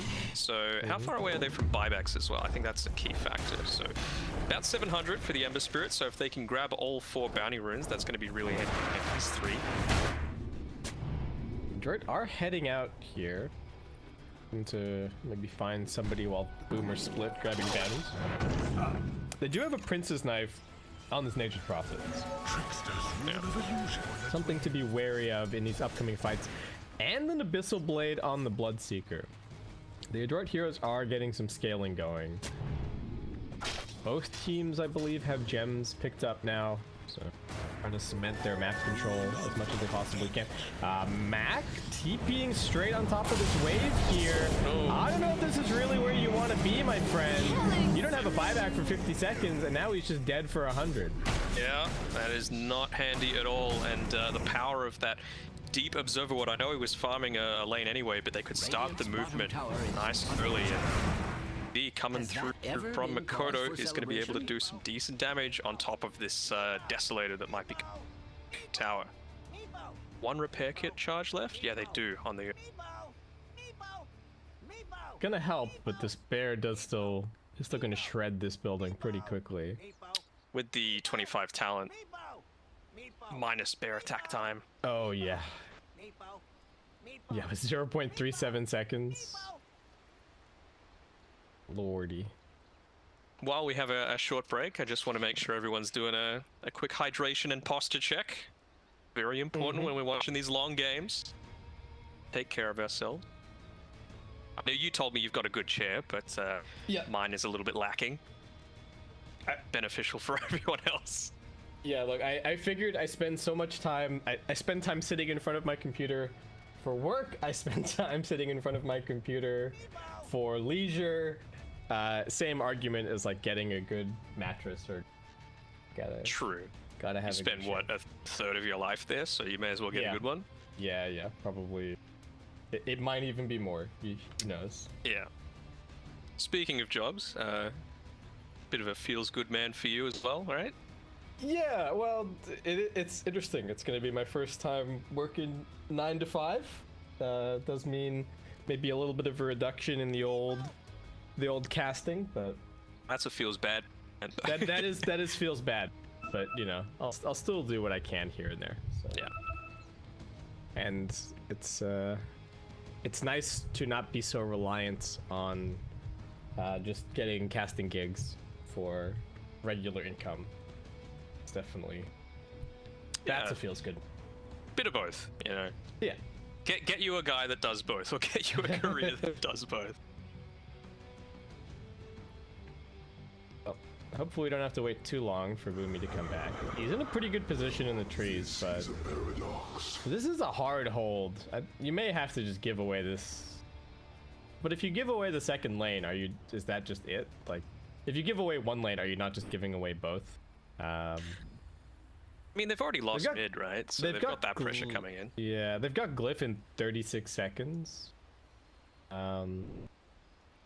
They can buy some time with the Primal Split and like Halberd and Nightmares and Fishers. Actually, I think they really need the Fisher right now. That's probably the most.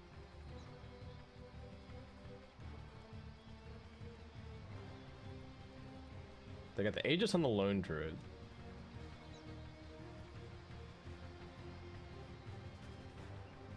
Hyde, I would guess, holds on to the Refresh Shard if at all possible. Do they know that unless they're keeping track of it very carefully, they might not know the Nature's Prophet buyback status. You'd have to be, like, there's been so much happening this game that if you did, you'd be really on point with all that. Yeah, I think you would be hard pressed to have that one exactly. Yeah, it's kind of in the realm of uncertainty, right? 35 seconds is pretty tight, you know. And yeah, you might know what. With this pause, ADROIT are like giving them the chance to potentially think of that. Yeah.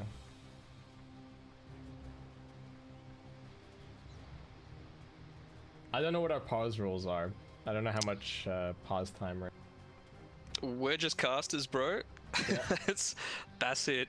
Hopefully it's not another case. Yeah, do you remember, like, with the whole the qualifier situation and all that, where it was literally like a storm that happened in the Philippines and it just wiped out their entire villages in there?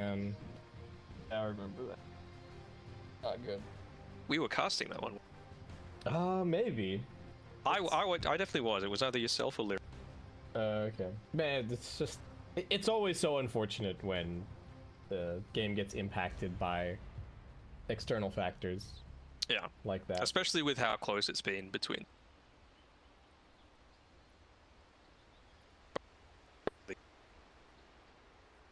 Although Dota Plus doesn't think so, 80% in favor of Boom. But it's it's still wobbling around, right? We're like up 75%, 50%, 75%, back to 50%, well, back closer to 50%. All it's gonna take is maybe 1 or 2 fights. But not having the Nature's Prophet here is a huge blow. He is the #1 net worth in the whole game. I was able to get his Wrath of Nature off, but it's not really making much of a difference. Is there some way that they can... Like, I don't know if they can kill the bear without the NP. Like, if they had some other way to maybe kill the bear, then if you force the resummon out of Dreamcell, then I think you at least make Boom have to think twice about hard committing here, but... Oh, nice. Laying down the law. Dougie's in here. I think it's not even just the pure right-click damage, it's even just the Desolated debuff that you need to potentially take down this bear. Maybe the Bloodseeker could do it on... Without it, it's looking a little rough. Let's see if they can do it. How quickly is this building gonna melt? Alright, the Fisher does come out. Bear still reaching over to get those hits. Nightmare coming out. Here's the repair kit. I don't think it doesn't do anything in the face of this bear. Dreamcell still just sieging. And, well, that's one more lane of racks gone. They do have the glyph in 15 seconds. Nature's Prophet buyback in 14. Does he actually have the gold? He does.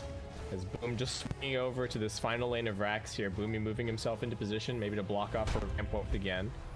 Go, but the buyback is a mere 1 second away. All right, buyback available. If they can force this fight, maybe they can find some kind of an opportunity. But Boomy getting locked down by a chains on the other side. The tier 3 almost dead. Dreamcell just gonna pop the ultimate and go for this now. They get the immediate first hit route onto the Burn Master. He's getting chains. Then can he even get the primal split off? Ben Soy, he's disconnected again. I don't think he would have got it off anyway because he was being chain stunned and feared. I think he might get it off here. I think if this Nightmare dodges the next tick of Maledict, I think he gets it. Yeah. And he's back. But if not, the Maledict pop is gonna like this is like a 1k plus Maledict or something. Well, here we go. Split is the question. Boomy, his blink is off. Cool, and Natsumi's in there forcing it. They got the Echo Slam. That's Enigma down for 110. They also got the Pangolin, the grip onto Mikoto. ADROIT appear to be doing it. They did get the primal split off. We have another pause. SC8 Dota. See Dota and Natsumi, you can see how frustrated they are. Oh, both teams. Dotka 2, I hide. All right, so what's happening? They got the fear off. The Bloodseeker might just be dead to the Lone Druid. You've got Kezcute standing on this top side as well, so maybe he can get off a cask to at least try and stall it out a little bit. Maybe get a lucky bounce up onto CML. I guess he runs back in here. But the bear is the bear. Okay, wait. So he got the fear off, but I don't think there's any follow-up damage. So I think the Seeker is fine. The bear is in the air. The bear is in the air. What's the duration on the bear in the air? I mean, the max duration is right. So it's like another 3 seconds, and there's another 3.5 seconds on this Fiend's grip. Yeah. Yeah. Yeah. Dotka 2. Just some boys who want to play some Dotka 2. Okay, so the Lone Druid he's got 2 lives and 2 bears. But I don't see how he can do anything against like 5 heroes. It just doesn't seem possible. How long? They got a minute on the Aegis as well, so yeah. There's no way that he dies after the Aegis expires in this team. Absolutely no chance. I think that the big issue here is that I think Mac is just gonna beat Mikoto to death, and then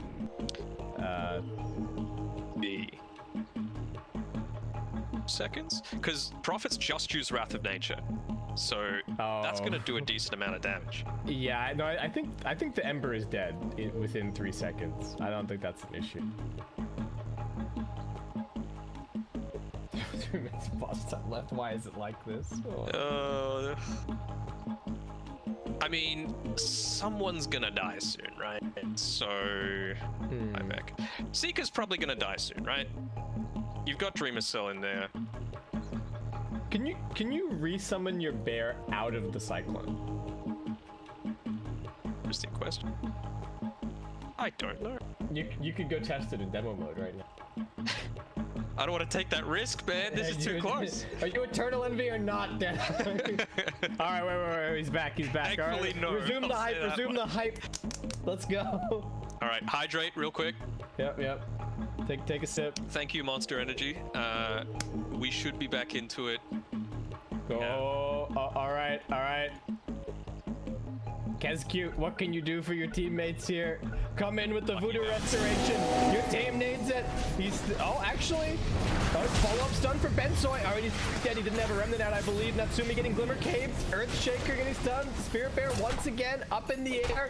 Bensoy, all right, that's the last lift that he's got. Now the Spirit Bear can go to work, but here comes the Fisher. They've got Chain Stun. That's life number 1. The Bear's still living, but it's about to be brought down. 5 heroes versus 2 bears. Not a very fair fight. He's dead, down for 2 minutes. No buyback for another. Also no buyback for 2 minutes. Oh no, Kezcute, don't leave the base, sir. There was a ward. Mac knew what you were up to, and now all 5 are dead. 2 buybacks available. Is this just the game? How long is it going to take these creeps to get up the mid lane? Bit. Luckily for them, they didn't concede the megas, so it's given him something. You can see Mac with that remove teleportation cooldown. He's just shoving in as much as he can. Mid lane in, top lane in. Need seconds until that Wrath of Nature as well. He doesn't even want his creeps to have to waste any time killing creeps. He's just TPing ahead of them. All right, he's coming over to grab another item. He sells his mech. He wants the Satanic. He's bought a Sacred Relic, in fact. They are just trying to end. They're like, we do not want to fight this Lone Druid one more time. Get me out. On straight. Dyer's middle barracks. Dyer's middle barracks. Safe way. Yeah, they go Megas. But then, wait, there's still a tier 2 bottom. Hello? ADROIT? Dyer's top tower has You're gonna have to fight 2 black holes, potentially. All right. Smiling, but not Hashtag safe play. Rapira 2.0. There we go. 4 games, 2 rapiers. We're doing pretty well so far. Oh my god, he got the level. I mean, literal Prince's Knife. Prince's Knife is pretty damn good. Yeah, the Prince's Knife is really good. But the Shaco. Mac just like, give me all my items, boys. This is loaded up. Actually, is he...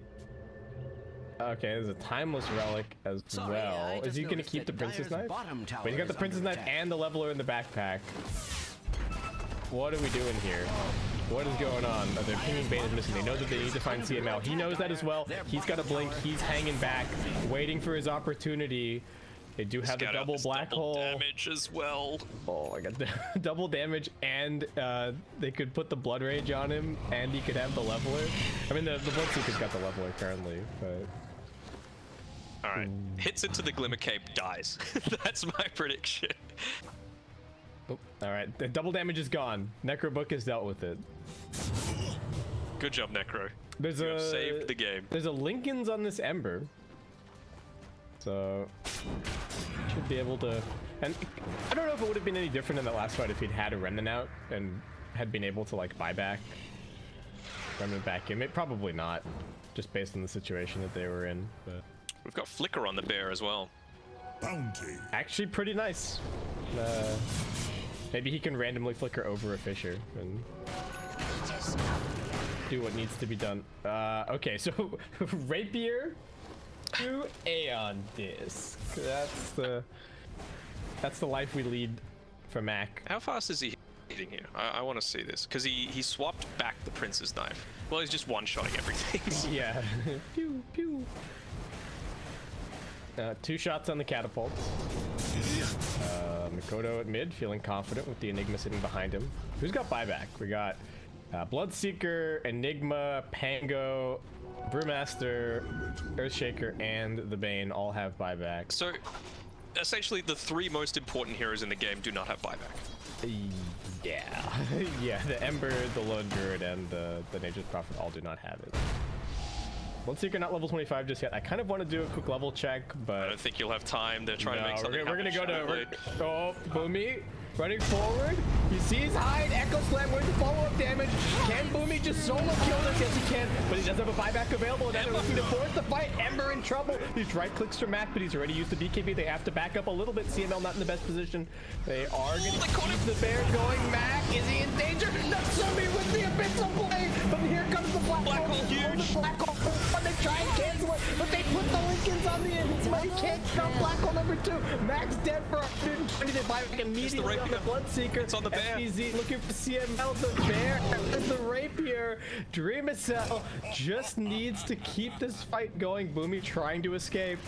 All right, it's now a 4 versus 4 potentially. 100 seconds for the Nature's Prophet. You said it before, Hyde has the potential to win the game for his team, and he caught what?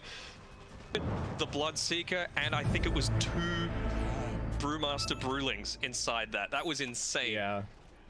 Well, but also the Ember having the presence of mind to Lincoln's him before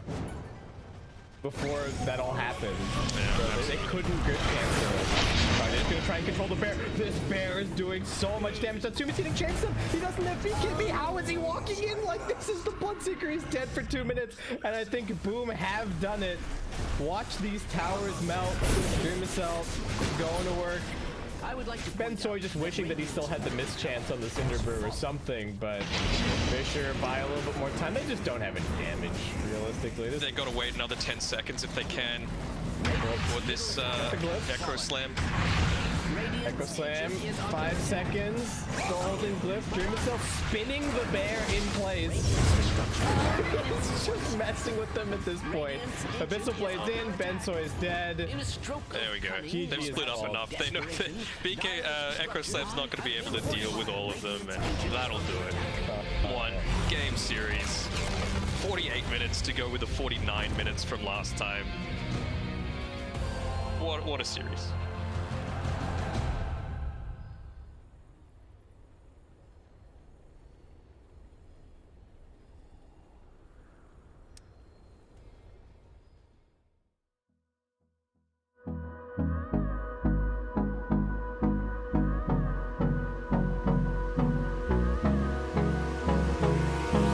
Hold me close till I get up. Time is